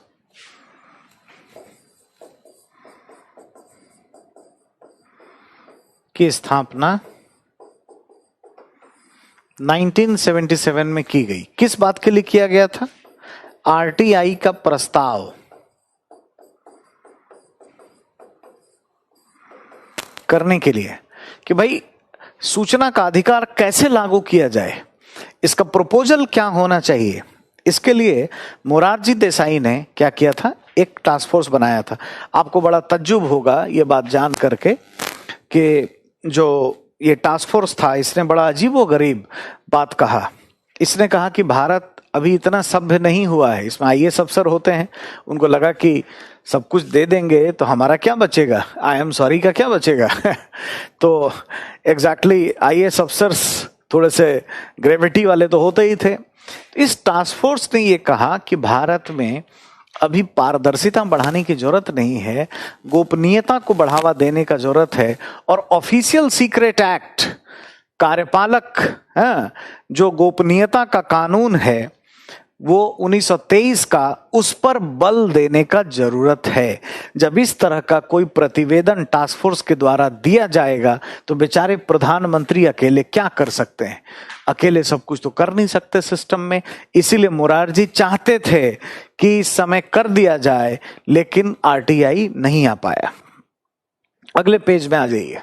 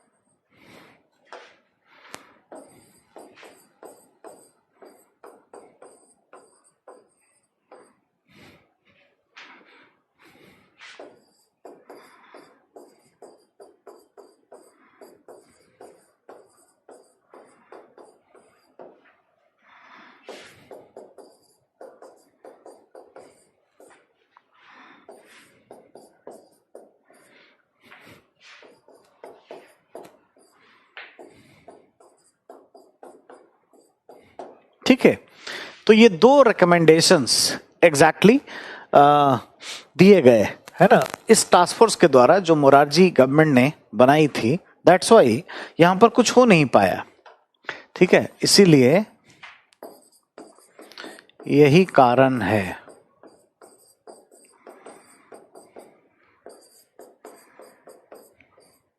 कि मोरारजी सरकार आरटीआई को लागू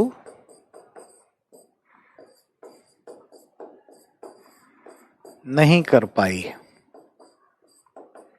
ठीक है, लिख रहे हो ना? अच्छा, आप लोगों को लगा कि आज रिकॉर्डेड क्लास है, नहीं लाइव क्लास है ही नहीं, आज सर भाग गए, आज चले गए। कितना चिंता करते हो यार तुम लोग, लिख रहे हो कि नहीं लिख रहे हो? है ऐसा हो गया वैसा हो गया, हाय हाय, हाथ में ब्लेड लगा के वाह वाह वाह, हाय हाय हाय हाय, बचाओ बचाओ। क्या कितना तनाव लेते हो यार, जो हो रहा है जो किया जाता है, यू शुड एंजॉय इट। ठीक है, थोड़ा चेंज को एक्सेप्ट करना चाहिए हमेशा। ठीक है, अब हमेशा से बोर्ड ही पे पढ़े हो, ऐसे ही पढ़े हो तो ऐसे ही पढ़ोगे, कोई जरूरी थोड़ी है। चेंज एक्सेप्ट करो। ठीक है, आईएएस बनोगे तो इतना बड़ा अधिकार मिलेगा तो बोलोगे कि मैं नहीं लूंगा, पहले से मेरे पास नहीं था तो मैं नहीं लूंगा, क्या ऐसा बोलोगे? नहीं ना। तो चेंज एक्सेप्ट करो लगातार। 2-3 बातें हमने की, और वो क्या की कि संविधान सभा में ही जब संविधान बन रही थी उस समय प्रोफेसर केटी साहा ने इसके बारे में बात कहा, लागू नहीं किया गया, ध्यान नहीं दिया गया। सेकंड, जेपी मूवमेंट में ये बात सामने आई एग्जैक्टली, और उसके बाद ये सामने हुआ। अरे कुछ वीडियो डेमोन्स्ट्रेशन चलेगा तो मैं सामने रह के क्या करूंगा महेंद्र है ना। फिर मोरारजी गवर्नमेंट चाहती थी, टास्क फोर्स भी बनाई थी, तो भी क्या हुआ, ऐसा हुआ। ठीक है, तो एग्जैक्टली है ये कुछ टास्क फोर्स ही अजीबोगरीब अपना सुझाव दे दिया, तो इसलिए कुछ हुआ नहीं। अब इसके बाद कहां पर बात चलेगी? आपको हमने बताया अभी कि इंदिरा गांधी ने ये मामला बना लिया कि एग्जैक्टली क्या होता है कि भाई आरटीआई के नाम पर कांग्रेस का विरोध किया जा रहा है, तो कांग्रेस पार्टी ने बिल्कुल बंद कर दिया कि भाई हम तो आरटीआई पे काम ही नहीं करेंगे, क्योंकि विपक्षी दलों के द्वारा ये नाटक किया गया, इसका कोई जरूरत खास है नहीं। तो इसी तरह का पॉलिटिकल एटीट्यूड उनके पुत्र में गया होगा। अभी आप अगर वहां जाओगे, जब भी एथिक्स में अगर क्लास हुआ तो हम आपको एक चैप्टर पढ़ाएंगे पॉलिटिकल एटीट्यूड, उसमें फैमिली का रोल बहुत होता है। तो खाने के टेबल से लेके हर जगह इंदिरा गांधी ग्रूमिंग की होंगी राजीव गांधी को, भले वो पॉलिटिक्स में नहीं भी आना चाहते थे, तो कि सारे विपक्षी दल जो हैं ये क्या चाहते हैं भाई, ये बेसिकली विरोध करते हैं, आरटीआई के नाम पर विरोध करते हैं, है ना। तो इस तरीके से उनका भी एटीट्यूड बन गया। राजीव गांधी बहुत ही सुधारक प्रधानमंत्री थे, रिफॉर्मिस्ट प्रधानमंत्री थे, लेकिन पढ़े लिखे थे ब्रिटेन में 70 के दशक में कुछ भी ऐसा हुआ नहीं। आप देखो कि ब्रिटेन 2000 में कानून बनाता है, 2005 में हमारे साथ वो लागू करता है। इसलिए उन्होंने बहुत ही ज्यादा उन्होंने किया रिफॉर्म, लेकिन सूचना के अधिकार पर बल नहीं दिया। ये एक बहुत बड़ा है। जिस तरीके से मार्गरेट थैचर ने रिफॉर्म किया था, वैसा बहुत सारे रिफॉर्म यहां पर किए गए, ठीक है, एक्सेप्ट आरटीआई। वजह उसका यही था। अगली बार जो इसके बारे में बातें शुरू हुई, तो कब शुरू हुई जी? राजीव गांधी का जमाना जब जा रहा था तब, और उस समय है ना इस पर बल दिया गया। जब बोफोर्स का मामला आया तभी जाकर के ये हुआ। बोफोर्स डील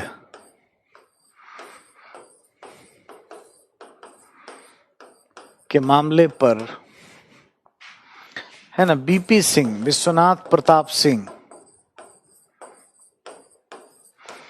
ने आरटीआई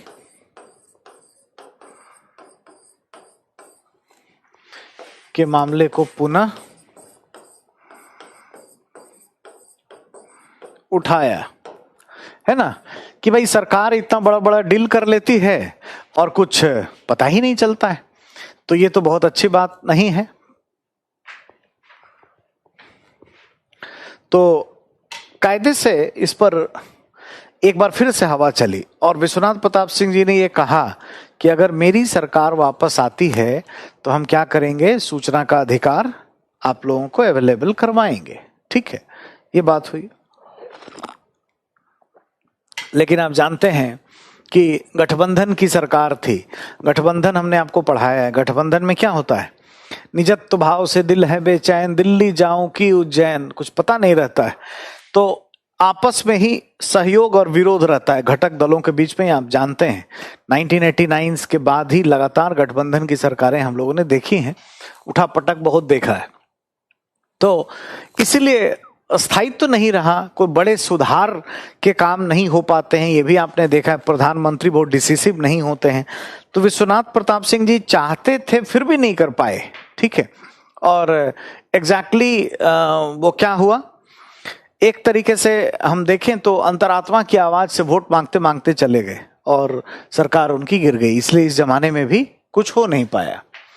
इसके बाद अगर देखें तो विश्वनाथ प्रताप सिंह जी के बाद कांग्रेस पार्टी जैसे ही आएगी, जबकि 90 का दशक होता है, पीवी नरसिंह राव जी आ गए, मनमोहन रिफॉर्म में आर्थिक सुधार इतने किए गए, सूचना का अधिकार लाया जा सकता था, लेकिन सूचना का अधिकार का मतलब सेटअप इंदिरा जी के जमाने से चला आ रहा है कि सूचना के अधिकार के नाम पर विपक्ष क्या करता है, सत्ता पक्ष को घेरने का काम करता है। ऐसी राजनीति के वजह से भारत में 90 के दशक में भी जब सूचना का अधिकार लाया जा सकता था, नहीं हुआ, ठीक है। इतने सारे सुधार किए पीवी नरसिंह राव जी ने, लेकिन आरटीआई पर बल नहीं दिया। किसने बल दिया? जब भी गैर कांग्रेसी कोई व्यक्ति आएगा तो आरटीआई का बात चलेगा। और वो व्यक्ति आए, आई के गुजराल, ठीक है, ये जब आए तो इन्होंने एक समिति बनाई। जो सूचना के अधिकार का आपके पास कानून है उसको ड्राफ्ट इसी समिति ने किया है और इन्होंने HD सॉरी कमेटी बनाई। HD सॉरी कमेटी, ये समिति बनी। ये HD सॉरी कौन है? अरुण सॉरी और नलिनी सिंह के पिताजी, पुराने जमाने के ICS अफसर जो IK गुजराल थे, इनके नजदीकी भी थे। और ये कमिटी कब की है? 1997 की। कभी भी पीटी में आ जाए कि RTI का जो कानून है उसका ड्राफ्टिंग किस कमिटी ने किया है तो क्या टिक मारोगे? HD sorry committee. किसने बनाया था? गुजराल सरकार के द्वारा। कब की है? 1997 की है।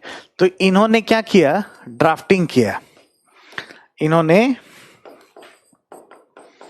RTI एक्ट का प्रारूप तैयार किया। ठीक है, इसी तरीके से एक व्यक्ति हैं PV सावंत, एक लॉयर थे, बड़े इमिनेंट लॉयर PV सावंत। इनके द्वारा भी एक RTI का प्रस्ताव लाया गया और ये प्रस्ताव जो है ये स्वीडन के मॉडल पर आधारित है।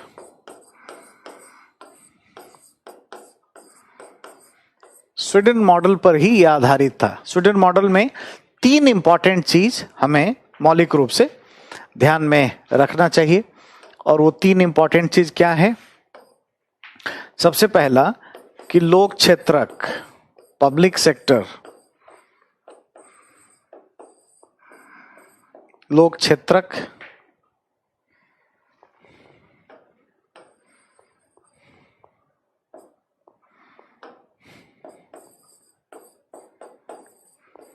लोक क्षेत्रक से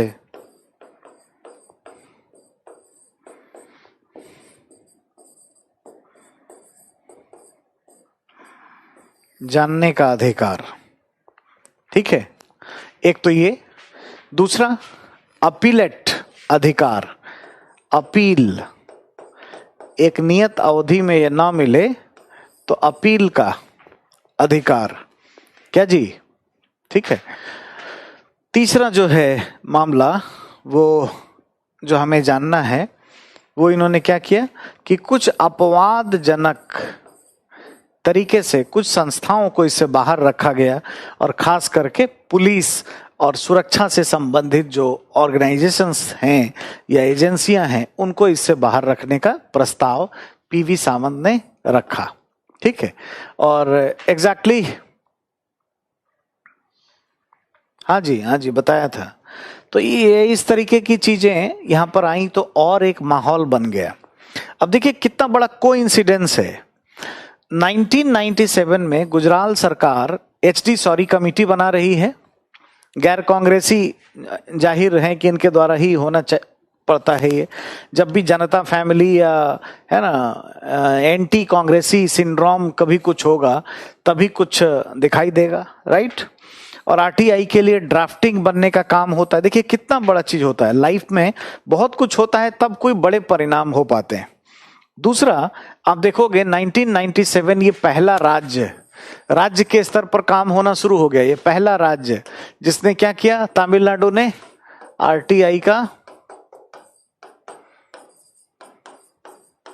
कानून बना दिया। इधर अरुणा रॉय जी काम कर रही हैं और उधर HD सॉरी कमेटी प्रारूप अपना बना रहा है। धीरे धीरे उबल रहा है, माहौल बन रहा है इसके लिए। ठीक है, इतना ही नहीं, इससे भी आगे हम लोग बढ़ेंगे। इसके बाद जब अटल बिहारी वाजपेयी आए तो इन्होंने बड़े स्तर पर सूचना के अधिकार के लिए काम किया।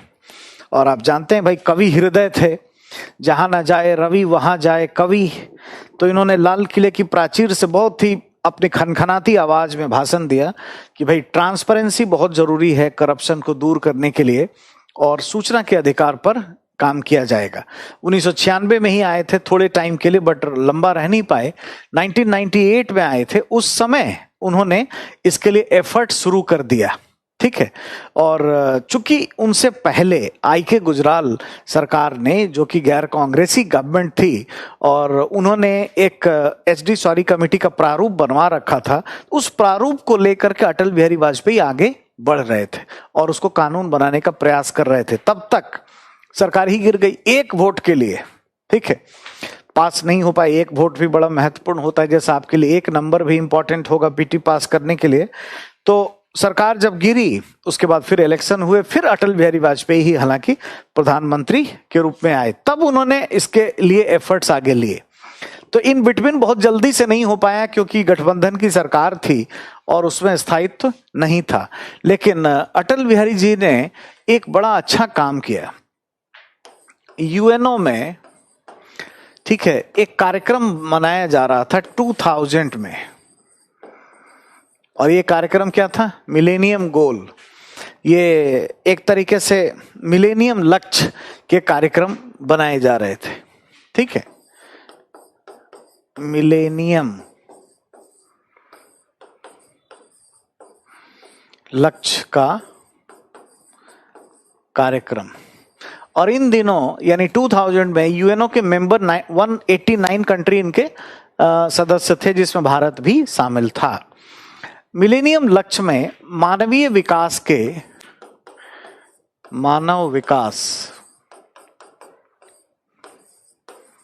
के 8 लक्ष्य रखे गए, ठीक है।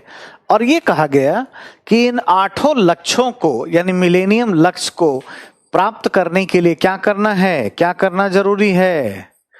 गवर्नेंस में पारदर्शिता लाना होगा। बिना पारदर्शिता के काम नहीं होगा, और अगर पारदर्शिता लाना है तो आरटीआई पर काम करना होगा। सभी यूएनओ के 189 सदस्य देशों ने इस बात को कहा। अटल बिहारी वाजपेयी ने कमिटमेंट कर दिया जाकर के यूएनओ में, हाँ, यहां पर के जाकर अटल जी ने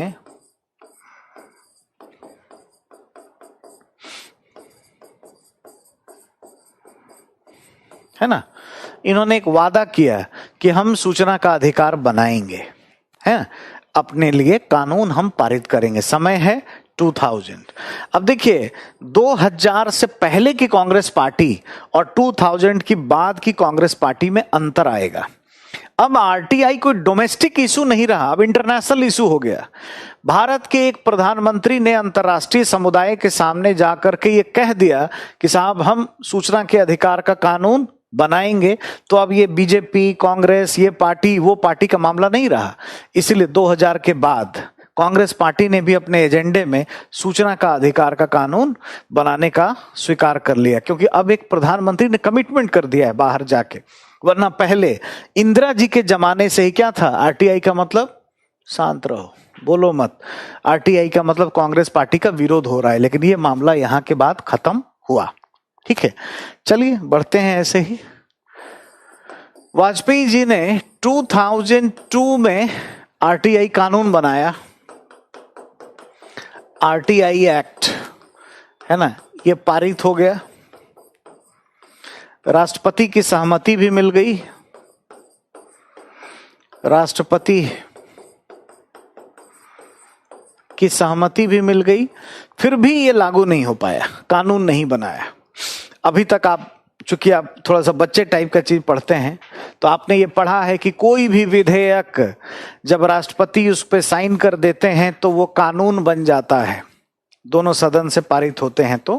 क्योंकि संसद का मतलब आर्टिकल 79 में 3 चीज है, लोकसभा, राज्यसभा और राष्ट्रपति, तीनों मिला करके संसद होता है।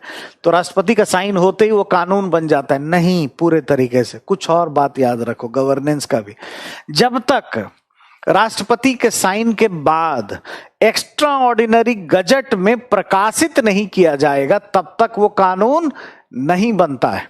1920 में पंचायती राज का एक कानून इसी तरीके से ठंडे बस्ते में है। तो ये आरटीआई का एक्ट पारित भी हो गया, राष्ट्रपति की सहमति भी हो गई, साइन भी हो गया, लेकिन इसका प्रकाशन नहीं हुआ। असाधारण, असाधारण क्या है, जो गजेटियर है हमारा, एक्स्ट्रा ऑर्डिनरी गजट, गजट में अधिसूचना नहीं आई, अधिसूचना नहीं आई। क्यों नहीं आई? क्योंकि खुद इस बीजेपी के पार्टी के लोगों में भी, अटल बिहारी वाजपेयी जी के मंत्रियों में भी, ठीक है, इसके लिए क्या था? विरोध था। और वो पसंद नहीं करते थे पूरे तरीके से कि भाई ये जो व्यवस्था किया जा रहा है वो सही है या सही नहीं है। तो उनके द्वारा विरोध हुआ, तो वाजपेयी जी ने इसको ठंडे बस्ते में ही डाल दिया। ये हुआ ही नहीं, कानून नहीं बना, 2002 में ही बन चुका है। तब वाजपेयी जी ने सोचा कि 2004 में साहब इलेक्शन होने वाला था, 13वीं लोकसभा समाप्त होने वाली थी 2004 में, और वाजपेयी जी सोच करके रखे थे कि इसको तुरुप के पत्ते के रूप में इस्तेमाल किया जाएगा, ट्रम्प कार्ड के रूप में, और अक्टूबर के महीने में इलेक्शन है, तब तक काम होगा। लेकिन इससे पहले कि वाजपेयी जी कुछ करते, उनके राजनीतिक सलाहकार थे प्रमोद महाजन जी। प्रमोद महाजन जी ने क्या किया? उनको सलाह दिया कि भाई अभी क्या इंडिया साइनिंग का प्रोसेस चल रहा है, और आरटीआई का ज्यादा टेंशन मत लीजिए, बाद में होगा। समय से पहले ही 13वीं लोकसभा भंग करवा दिया, यानी अक्टूबर तक जाने वाली थी, और आपका जब पीटीवीटी होता है ना, मई जून, इसी समय में प्रधानमंत्री चेंज होने लगे, 13वीं लोकसभा, ठीक है। तो पहले ही भंग हो गई, 6 महीना पहले ही लगभग, और इलेक्शन में चले गए। और आप जानते हैं कि जो विधेयक लोकसभा में या संसद में रखा जाता है, और जब लोकसभा भंग कर दिया जाता है, तो संसद लेजिस्लेशन के आधार पर वह विधेयक समाप्त हो जाता है।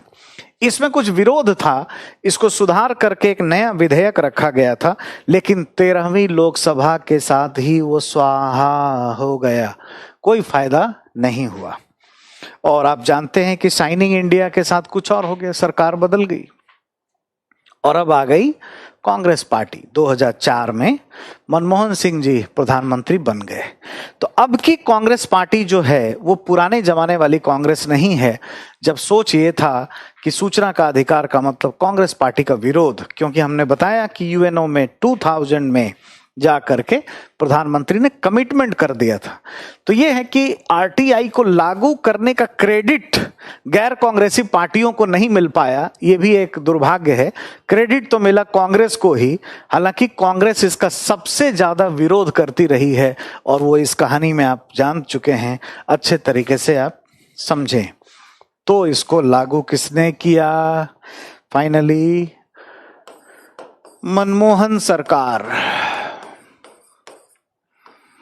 मनमोहन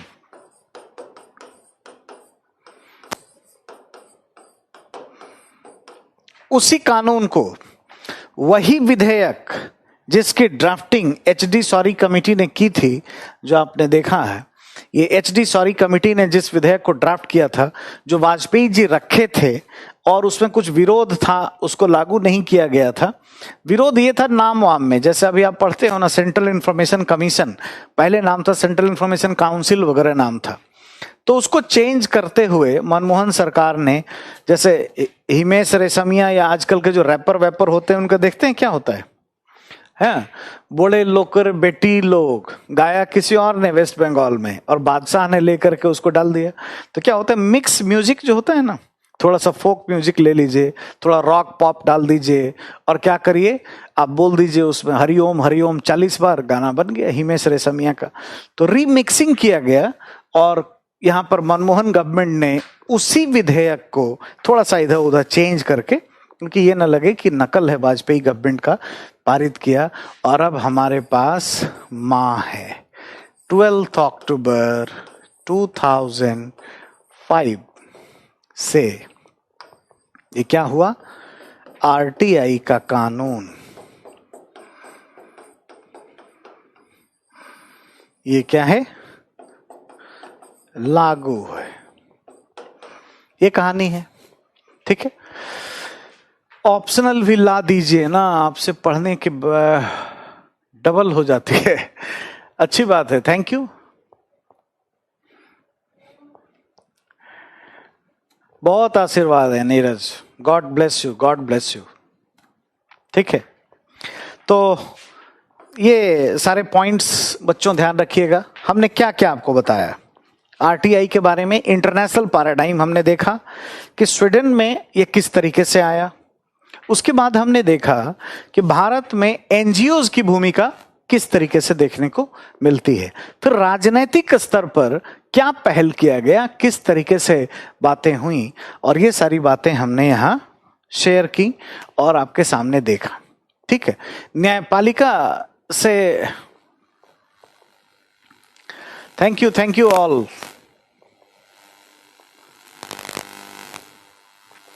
चलिए देखते हैं, बात करेंगे। ठीक है, तो इसमें बच्चों एक और पक्ष रह गया है, उसके बाद मैं क्वेश्चन आपको दूंगा थोड़ा, है ना। और वो पक्ष है कि आरटीआई एक्ट के बारे में अभी बात करेंगे, उसके प्रावधान क्या हैं, उसकी कमियां क्या हैं। ये बड़ा चैप्टर है, बहुत सारे मुद्दे हैं इसमें, है ना, और सारे मुद्दों को हमें पढ़ना है अच्छे तरीके से। हाँ, फायदा तो नहीं हुआ था ऋषि, लेकिन उस समय लगा कि पहले कराने से शायद चुनाव जीता जा सकता है। ऑपरेशन विजय, ऑपरेशन पराक्रम, ये सब हुआ है, इसका कोई लाभ मिलेगा, बट नहीं मिला। सब समय है, भाग्य है, बहुत कुछ है, प्रकृति का भी कुछ अपना होता है निर्णय। न्यायपालिका ने बच्चों बड़ी भूमिका निभाई है। न्यायपालिका ने आरटीआई आंदोलन में के संदर्भ में क्या क्या भूमिका निभाई है, इस बात को ध्यान से रखिए।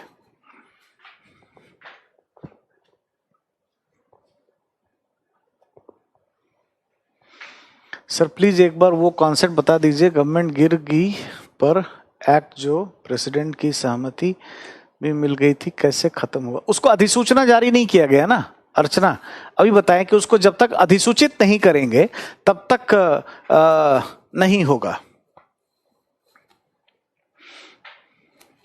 नहीं, कोई टीचर माँ नहीं बोलते है ना, ये मैंने कहा है, आप ऐसा जनरलाइज उसको ना करें। ठीक है, तो आरटीआई के बारे में जुडिशरी ने क्या कहा, वो बात ध्यान रखिए। सबसे पहले जब से संविधान बना है तो सुप्रीम कोर्ट और बहुत सारे हाई कोर्ट के द्वारा ये कहा गया है कि ये जो आर्टिकल 19 है, इसमें क्या है, दो तरह की बात कही गई है ना। बोलने की आजादी, वीडियो रुक गई है, क्या रुक गई है, क्या वीडियो चल रही है या रुक गई है? चल रहा है, मैं तो भाई लाइव हूं बिल्कुल। वीडियो चल रही है, चल रही है, तो आप ऐसा करिए, एक बार रिफ्रेश कर लीजिए। मेरे ख्याल में कुछ प्रॉब्लम होगी, जिनको भी प्रॉब्लम आई है। दो चीज बच्चों इसमें की गई है और आप पढ़े होंगे फंडामेंटल राइट में। एक तो क्या है, बोलने की आजादी, right to speech and express, अभिव्यक्ति, ये दो अलग अलग चीज है। यहां पर जो बोलना शब्द बोलते हैं ना, इसमें सिर्फ ओरल हो जाता है, ओरल कम्युनिकेशन है, और यहां पे अदर्स है। जैसे हम कुछ इशारे कर रहे हैं, इशारे भी करते हैं, तो वो भी क्या हो गया, इसमें हो गया। चेहरे के हाव भाव, बॉडी लैंग्वेज, इंटोनेशंस, इंटरपर्सनल कम्युनिकेशंस, है ना, ये अभिव्यक्ति इसमें शामिल हो गई। और आप ऐसा पढ़े होंगे कि व्यक्तिगत आधार पे जो हम करते हैं और फिल्मों में जो किया जाता है, इन दोनों में डिफरेंस है। क्वेश्चंस भी आया था, खैर ये कॉन्स्टिट्यूशन की बातें हैं, ये सब पढ़े होंगे। सुप्रीम कोर्ट ने ये कहा कि ये जो बोलने या अभिव्यक्ति की बात है, किसके साथ करोगे, है ना, अगेंस्ट होम, ठीक है, किसके साथ करोगे, तो किसी न किसी ऐसे किसी व्यक्ति के साथ ही करोगे ना, अन्यथा कोई फायदा नहीं है। क्या हम दीवाल के साथ कोई एक्सप्रेशन कर सकते हैं क्या? कोई फायदा नहीं है, ऐसा हम नहीं कर सकते। ठीक है, तो हम किसी न किसी व्यक्ति को बोलेंगे। तो जब व्यक्ति को हम बोलेंगे या कुछ अभिव्यक्त करेंगे, इशारे करेंगे, कुछ भी करेंगे ऐसा, तो ये क्या है, सुनेगा, और सुनेगा तो फिर क्या करेगा, ये भी कुछ करेगा और ये कुछ पूछेगा भी। तो जो बोलने की आजादी है, अभिव्यक्ति की आजादी है, इसी में किसी दूसरे व्यक्ति के पास भी पूछने की आजादी है,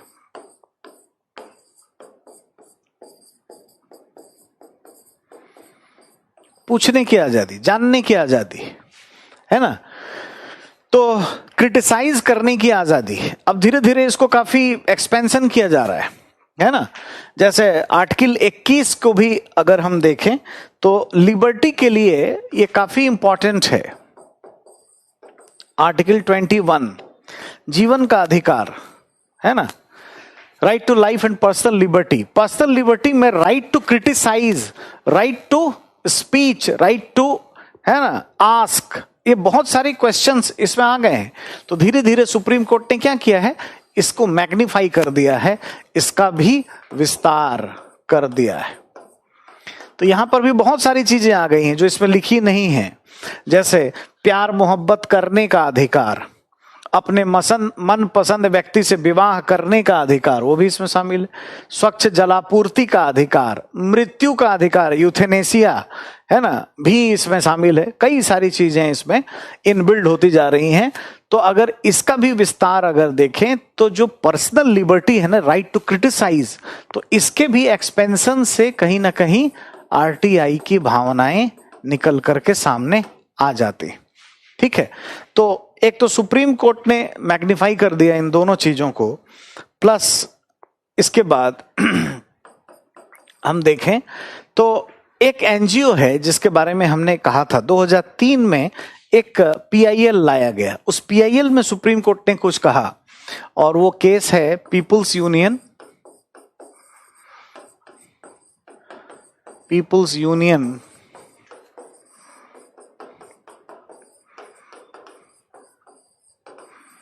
for the civil liberties versus Union of India। ठीक है, Peoples Union for the Civil Liberties versus Union of India का एक पीआईएल है। ये एक केस है, पब्लिक इंटरेस्ट लिटिगेशन, जनहित याचिका, सुप्रीम कोर्ट के पास लाया गया और टाइम है 2003। सुप्रीम कोर्ट ने इस पीआईएल में ये कहा कि कोई भी व्यक्ति अपने जो उनके राजनीतिक प्रतिनिधि हैं उनके बैकग्राउंड के बारे में सवाल पूछ सकता है, जानने का अधिकार है। इसमें क्या कहा गया, प्रत्येक व्यक्ति को अपने राजनीतिक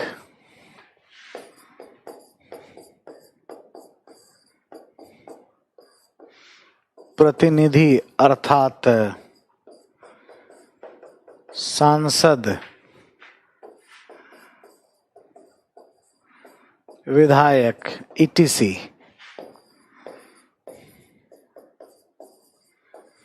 के पृष्ठभूमि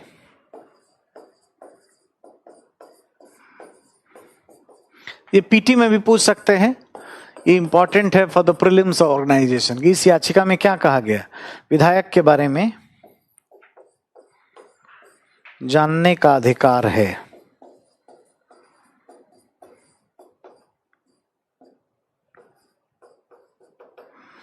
जानने का अधिकार है, इसका प्रभाव आर्टिकल 32 जिसमें संवैधानिक उपचार की बात की गई है, कॉन्स्टिट्यूशनल रेमेडीज की बात की गई है, इसका प्रभाव आर्टिकल 32 के बराबर है। मतलब रिट भी जारी किया जा सकता है। तो इस तरीके से सुप्रीम कोर्ट ने भी बच्चों माहौल बना दिया है ना। ये केस आया और Peoples Union for the Civil Liberty के बारे में आप जानते हो, इसके बारे में हमने आपको पहले बता रखा है। जब जेपी मूवमेंट चल रहा था, यहां देखिए जेपी मूवमेंट में इस संस्था ने बड़ी भूमिका निभाई थी है ना। और उस आंदोलन में जो एनजीओ था, यही एनजीओ केस करता है। और ये केस कब का है, 2003 का ये केस है, जिसमें सुप्रीम कोर्ट ये कह रही है 2003, ध्यान रखिएगा, सुप्रीम कोर्ट कह रही है कि प्रत्येक व्यक्ति जो है अपने पॉलिटिकल मास्टर से सवाल पूछ सकता है, पॉलिटिकल रिप्रेजेंटेटिव से सवाल पूछ सकता है कि भाई आप कितने पढ़े लिखे हैं, ये काम कैसे होगा, आपने सांसद फंड का क्या किया क्या नहीं किया। अगर वो जवाब नहीं देता है तो आप हमारे पास आइए, चिट्ठी लिखिए, संवैधानिक उपचार के जैसा आपको उपचार मिलेगा और आर्टिकल 32 के बराबर का ही वो प्रभाव देखने को मिल जाएगा, है ना। तो इस तरीके से न्यायपालिका ने भी इसमें बड़ी भूमिका निभाई दी है। तो अब क्या है, आप देखिए यहां पर 2005 में कानून बन रहा है, कोर्ट ने भी दबाव डाला है, राज्यों के स्तर पर मजदूर किसान शक्ति संगठन ने प्रभाव डाला है, और फाइनली यहां पर आपने देखा कि पीआईएल में भी एक माहौल किस तरीके से यहां बनाया गया। तो ये कुल मिलाकर के सारी चीजें हुई हैं, तब भारत में सूचना का अधिकार का आंदोलन आया है। ये जितनी बातें हमने अब तक की बच्चों, इसमें तथ्य भी बहुत थे, फैक्ट्स भी बहुत थे, और आपसे ज्यादा समझदारी कॉन्सेप्ट के साथ मैंने आपको सिर्फ तथ्य नहीं बताए, उसको कैसे मेंटेन करें, समझे कैसे, एक स्टोरी के आधार पर बातें आपको बताई हैं, और एनजीओस की भूमिका का वीडियो भी दिखाया ताकि आपको परसीव कर पाएं अच्छे से, समझदारी आप अच्छे से बना पाएं, और ये बड़ा इंपॉर्टेंट है। एक जोन हमारा कंप्लीट होता है, फिर आगे हम अभी आरटीआई के प्रावधान और फिर उसके चुनौतियों पर बात करेंगे आगे। अभी कुछ प्रश्न बनते हैं, उन प्रश्नों को आप लिखिए। ये भी पीडीएफ में डाल दूंगा, आपको पीडीएफ मिल जाएगा। जो बच्चे कुछ फैक्ट्स नहीं लिख पाए होंगे उनका काम इससे हो जाएगा, ठीक है। आरटीआई आंदोलन में सिविल समाज या दबाव समूह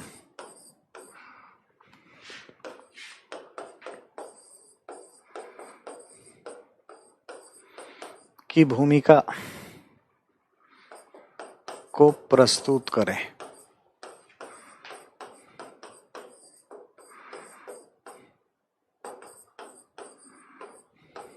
ठीक है, 150 शब्दों में, ठीक है, ठीक है। और आसानी से आप ये कर पाओगे। इस प्रश्न के उत्तर में आप जन सुनवाई कार्यक्रम लिख देना।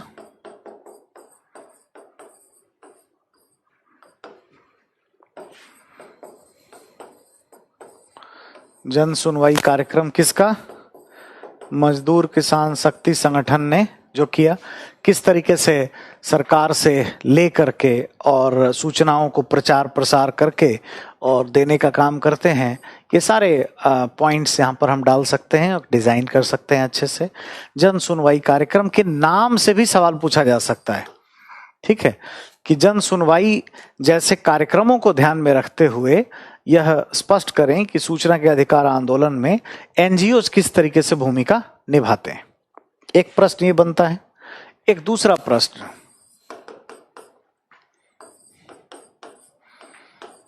भारत में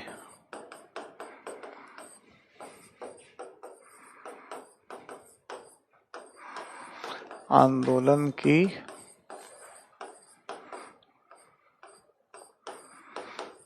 पृष्ठभूमि को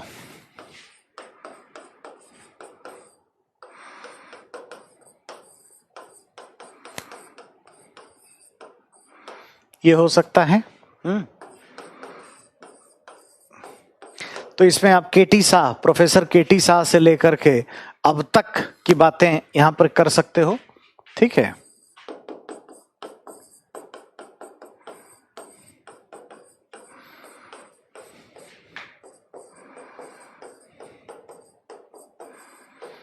आरटीआई के स्तर पर न्यायपालिका की भूमिका का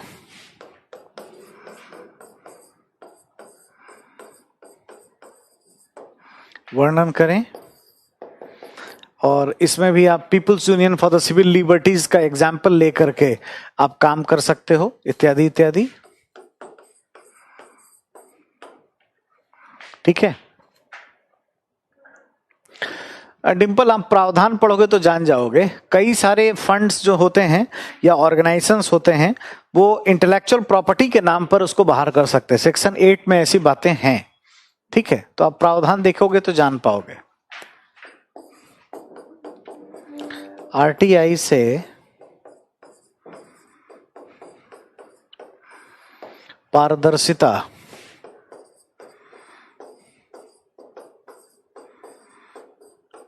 एवं उत्तरदायित्व, पारदर्शिता एवं उत्तरदायित्व का विकास होता है। टिप्पणी करें।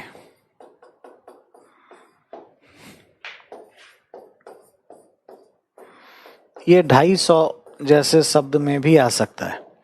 जब भी इस तरह का बच्चों प्रश्न आए ना कि आरटीआई से पारदर्शिता एवं उत्तरदायित्व का विकास होता है, अगर इस तरह का सवाल आए तो पूरी कहानी अभी तक जो आपको बताया है, स्वीडन से लेकर के अब तक सारी बातें बताएंगे कि स्वीडन में किस तरीके से जो वहां की हैट्स पार्टी थी वो काम करती थी, और थोड़ी ट्रांसपेरेंसी बढ़ गई जब कैप्स पार्टी आई।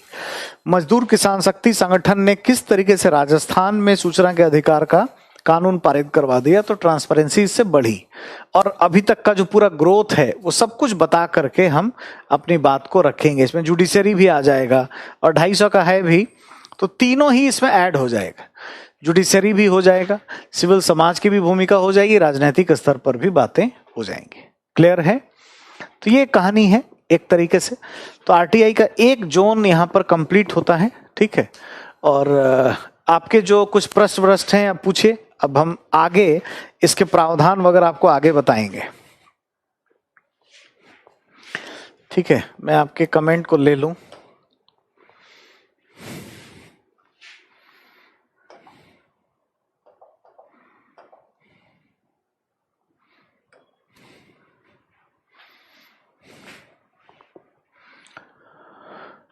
जुडिशरी में पहला पॉइंट आर्टिकल 1 जो आर्टिकल 19 जो है ना, जिसमें बोलने की आजादी है, तो फाइनली बोलने की आजादी में ही छुपा हुआ है ना।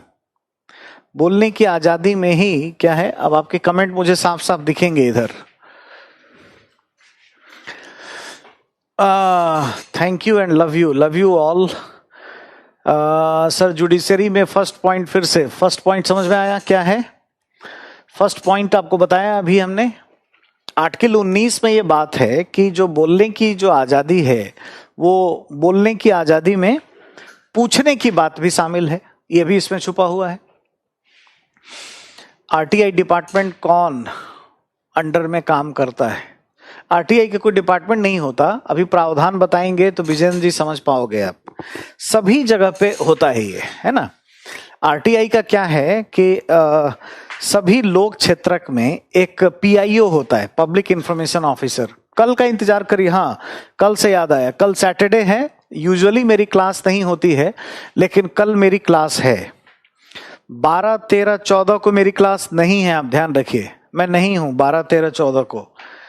12, 13, 14 मेरी क्लास नहीं होगी, 3 दिन, ठीक है। कल मेरी क्लास है सैटरडे को। अगले सैटरडे को भी मैं क्लास लूंगा।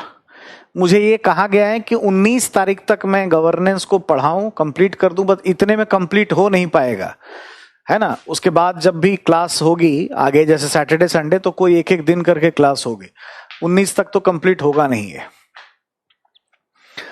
क्वेश्चन के आंसर की समरी बता दीजिए। बताया तो, जो बताया है अभी पूरे तरीके से उठा करके लिखना है। एनजीओ, देखो सुनीता, ऐसा होता है कि जो भी संस्था हम लोग स्वैच्छिक संगठन के रूप में बनाते हैं, उसमें अगर सरकार फंड कर देती है तो उसे फिर हम लोग एनजीओ कहते हैं। अगर सरकार से पैसा मिल जाए तो उसको हम लोग कहते हैं नॉन गवर्नमेंटल ऑर्गेनाइजेशन। हाँ, बताएंगे प्रावधान। संडे को मेरी क्लास नहीं है अर्चना, है ना। संडे को तो क्लास नहीं है, कल क्लास है, कल मेरी क्लास है। मिलेनियम में जो 8 पॉइंट्स, 8 विकास के लक्ष्य क्या थे, वो आपको पढ़ाया जाएगा इकोनॉमिक्स में, उससे कोई लेना देना अभी नहीं है। और आप प्रतियोगिता दर्पण पढ़ो, वहां पर आपको मिल जाएगा। प्रतियोगिता दर्पण का जो भी स्पेशल इशू आता है ना, अतिरिक्तांक, वो आप पढ़िए। आकांक्षा जो क्वेश्चन है ना, सीधे सीधे वैसे ही लिखना है, अभी जैसा हमने बताया है। जैसे न्यायपालिका की भूमिका में न्यायपालिका की सारी भूमिका डालिए, सिविल समाज में सिविल समाज वाली डालिए, पूरी बात करिए।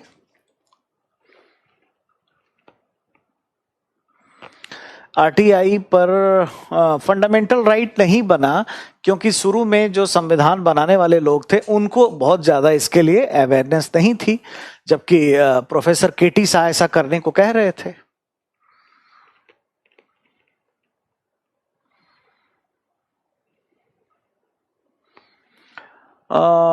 नहीं, इस संडे को मैं नहीं ले पाऊंगा, प्लीज। जन सुनवाई अभी भी होती है, मैं इधर देख रहा हूं, या नहीं होती है बता। जन सुनवाई उनके कार्यक्रम में आता है, वो ऑलरेडी चल रहा होता है। आरटीआई में गवर्नेंस में पारदर्शिता से प्रश्न के सारे विवाद वाले पहलू भी बात करेंगे। हाँ, सारे प्रश्न, सारी बातें डालेंगे, और जब भी इस तरह के प्रश्न होंगे तो बड़े प्रश्न करेंगे।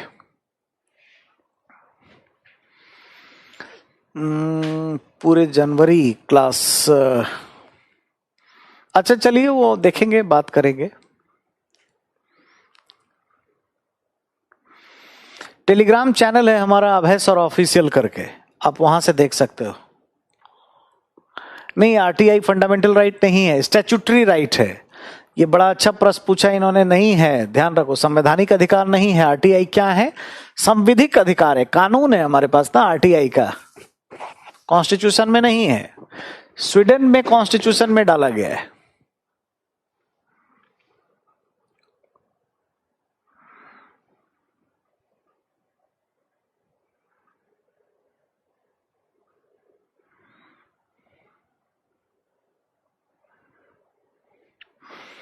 न्यायिक समीक्षा पर बता देंगे, न्यायिक समीक्षा पढ़ा देंगे, जुडिशियल एक्टिविज्म पढ़ा देंगे, है ना।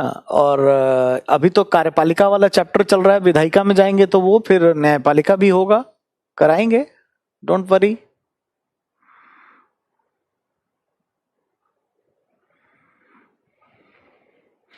बैच शेड्यूल के बारे में आप मैनेजमेंट से बात करिए। अभी गवर्नेंस में तो क्लास है, देखो अभी तो पहले बहुत सारा क्लास इधर ही है। अभी एक्चुअल में टेलीग्राम पर उस वीडियो को डाल देंगे। चलिए ठीक है। अभी तो बहुत सारा हमने लिख रखा है इधर ही, जैसे अभी सिटीजन चार्टर है ना, अभी सोशल ऑडिट है, लोकपाल है, बहुत सारा चीज है अभी, ठीक है। और कोई सवाल? ग्राम स्तर पर कोई कमेटी सूचना नहीं देती तब आर्टिकल 32 लागू होगा? नहीं, देखिए, ग्राम स्तर पर कोई समिति अगर नहीं देती है तो अगर वहां पर जानने का अधिकार है राज्य के स्तर पर तो उसके तहत भी अप्लाई कर सकते हो, या आरटीआई भी अप्लाई कर सकते हो। मुझे नहीं पता कि कौन सा क्लास होगा 19th के बाद आरटीआई का उल्लंघन करने। अभी आरटीआई के प्रावधान पे मत चिंता करो ना, वो मैं बताऊंगा, उस पे बात करेंगे। प्रेशर ग्रुप और वो जो सिविल सोसाइटी है इसके बारे में भी होगा, बातें होंगी, आगे क्लास रखेंगे, डोंट वरी। नहीं, बिल्कुल बॉटनी जूलॉजी बिल्कुल नहीं ले सकते आप, बिल्कुल नहीं लेना है। नहीं, ग्राम प्रधान को तो बिल्कुल सूचना देना पड़ेगा। मैंने एक एथिक्स के लिए बुक लिखी है, एथिक्स इंटीग्रिटी एंड एप्टीट्यूड पर, रोहित, वो आप पढ़ सकते हो चाहो तो, किताब महल से पब्लिश्ड है, और किताब का टाइटल है सत्यनिष्ठा, सच्चरित्रता एवं नैतिकता। केमिस्ट्री भी नहीं लेना है, बिल्कुल नहीं, ये सब सब्जेक्ट नहीं लिए जाते, चाहे आप आईआईटी से भी होंगे तो भी नहीं लेना है।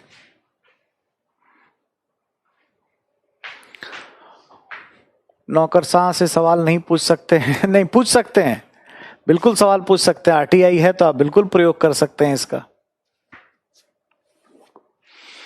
फिर क्या लूं सर? सुनीता, एक बार बात करेंगे, है ना?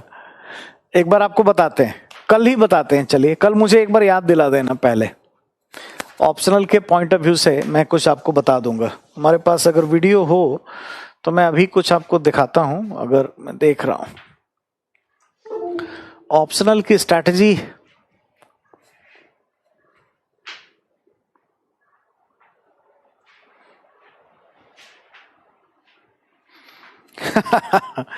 अरे भाई, पारदर्शिता वाला चैप्टर पढ़ा रहा हूं ना, आरटीआई पढ़ा रहा हूं, तो पारदर्शिता तो होना ही चाहिए। कोई कह रहे हैं कि कमेंट को शो करके अच्छा किया। तो चैप्टर ही है सूचना के अधिकार का, तो छुपाना क्या? मैं तो वैसे भी कुछ छुपाने वाले में से नहीं हूं। जो भी है साफ साफ बोला हूं, आपको डांटा भी हूं तो साफ साफ डांटा हूं। क्या अभी थोड़ा समय तो कम है, लेकिन देखता हूं मैं, अगर हमारे पास ये है तो इस पे बात करेंगे।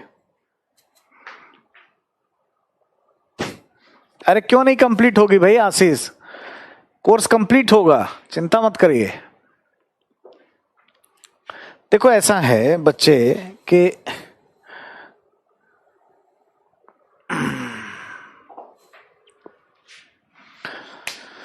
गवर्नेंस का कोई ऑप्शनल नहीं होता है। पब्लिक एडमिनिस्ट्रेशन रोहित आप ले सकते हो चाहो तो, पब्लिक एडमिनिस्ट्रेशन, पॉलिटिकल साइंस, वैसे तो मैं दोनों ही पढ़ाता हूं। मैं ये नहीं कहूंगा कि कोई एक ही बहुत अच्छा है, ऐसा कोई ऐसा पॉइंट नहीं है। ठीक है,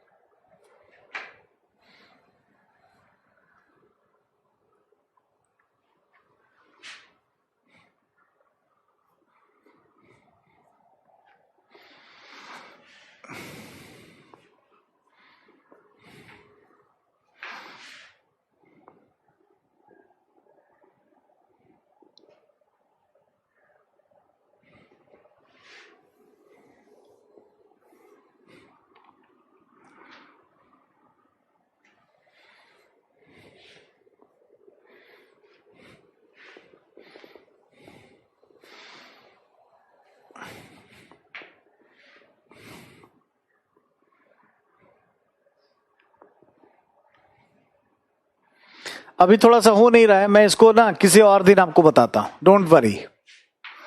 किसी और दिन आपको बताऊंगा अच्छे से, आप इसकी चिंता ना करें। ठीक है, एक दिन बताता हूं। पॉल साइंस भी अच्छा ऑप्शनल है, आप पढ़ सकते हो। देखो मैंने कहा है हिंदी साहित्य छोड़ करके कुछ भी पढ़ सकते हो। ठीक है। अच्छा, आप लोग को लग रहा है कि अभी बता ही आपको दिया जाए एकदम से बात। गवर्नेंस कंप्लीट नहीं होगा तो 19 के बाद बाकी बच्चे टॉपिक कैसे होंगे? नहीं नहीं, कंप्लीट होगा। क्यों अंकित, ऐसा क्यों सोचते हो? क्यों छोड़ा जाएगा? छोड़ा नहीं जाएगा। मैंने ये कहा कि उसके बाद हो सकता है कि सैटरडे संडे में लूंगा, कोई और टॉपिक चल रहा होगा, ऐसा हो सकता है। लेकिन क्लास तो होगी, पूरी पूरी कंप्लीट होगी। आप इस पे ध्यान मत दीजिए, है ना? और कोई सवाल?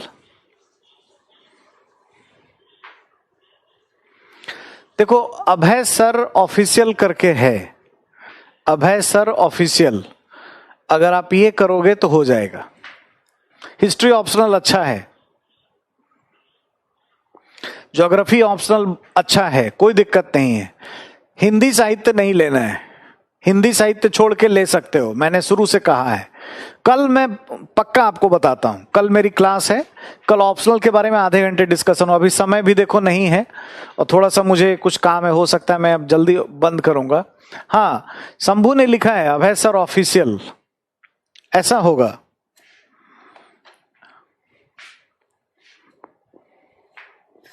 ऐसा है।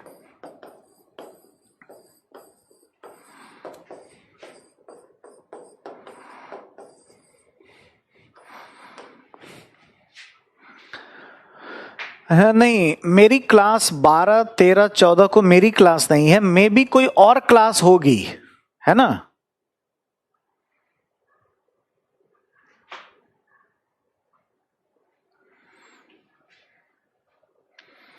प्रदीप, ये तो पीएमओ वाले चैप्टर में हमने बताया ही था ना कि प्रभावित तो है। इंग्लिश लिटरेचर सर बिल्कुल नहीं लेना है, नो, ठीक है, नहीं लेना है।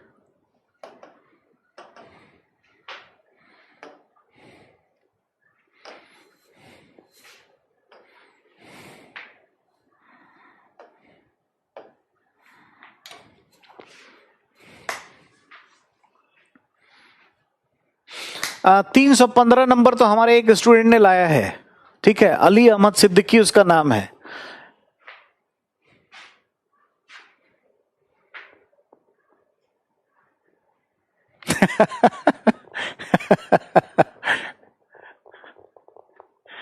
चलिए, अच्छी बात है दीपक, थैंक यू।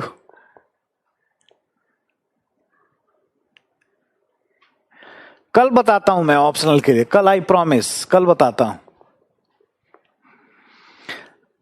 हाँ, रीड आईएएस, दिल्ली भूमि आईएएस एक ही था, कोई चिंता मत करो।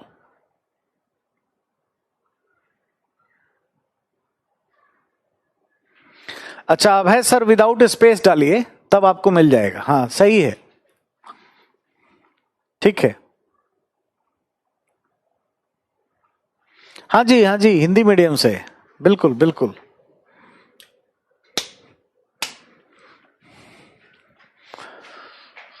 एनजीओ क्या होता है प्रदीप, एक दिन बताएंगे, सिविल सोसाइटी पूरा आपको पढ़ाएंगे, चिंता मत करिए, पूरा पढ़ाएंगे, आप जान जाओगे अच्छे से। नहीं, मैथ्स नहीं पढ़ना है दीनानाथ जी, बिल्कुल मैथ नहीं पढ़ना है, किसी हाल में नहीं, ठीक है।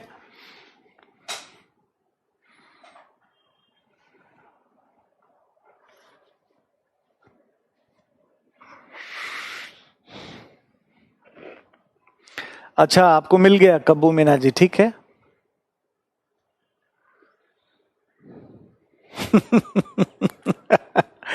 देखो, लेने के लिए आप कुछ भी ले सकते हो, लेकिन मैं आपको कभी नहीं बोलूंगा। नहीं, रीड आईएएस के वेबसाइट पे दिया होगा दीपक, वेबसाइट पर है, आप जो उसमें नंबर है उस पर बात कर सकते हैं। भरत का क्या प्रश्न है, मैंने देखा नहीं।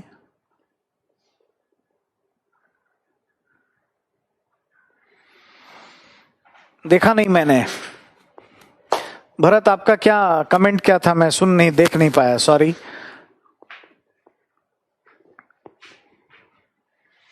टेलीग्राम अभय सर ऑफिशियल, अभय सर लगातार लिखना है ऑफिशियल, उससे मिल जाएगा, वहां पे आपको कुछ नोट्स वोट्स मिल जाएंगे, ठीक है। तो बच्चों इजाजत दीजिए, अब हम लोग कल मिलेंगे, कल सैटरडे है, बट कल मेरी क्लास है जैसा हमने आपको बताया, और अगले सैटरडे को भी मेरी क्लास होगी, शनिवार को भी क्लास होगी, सिर्फ मैं 12, 13, 14 को नहीं हूं, ठीक है, ठीक है Deepak, thank you, bye bye, take care. चलिए, आप सब बहुत स्वस्थ रहिए।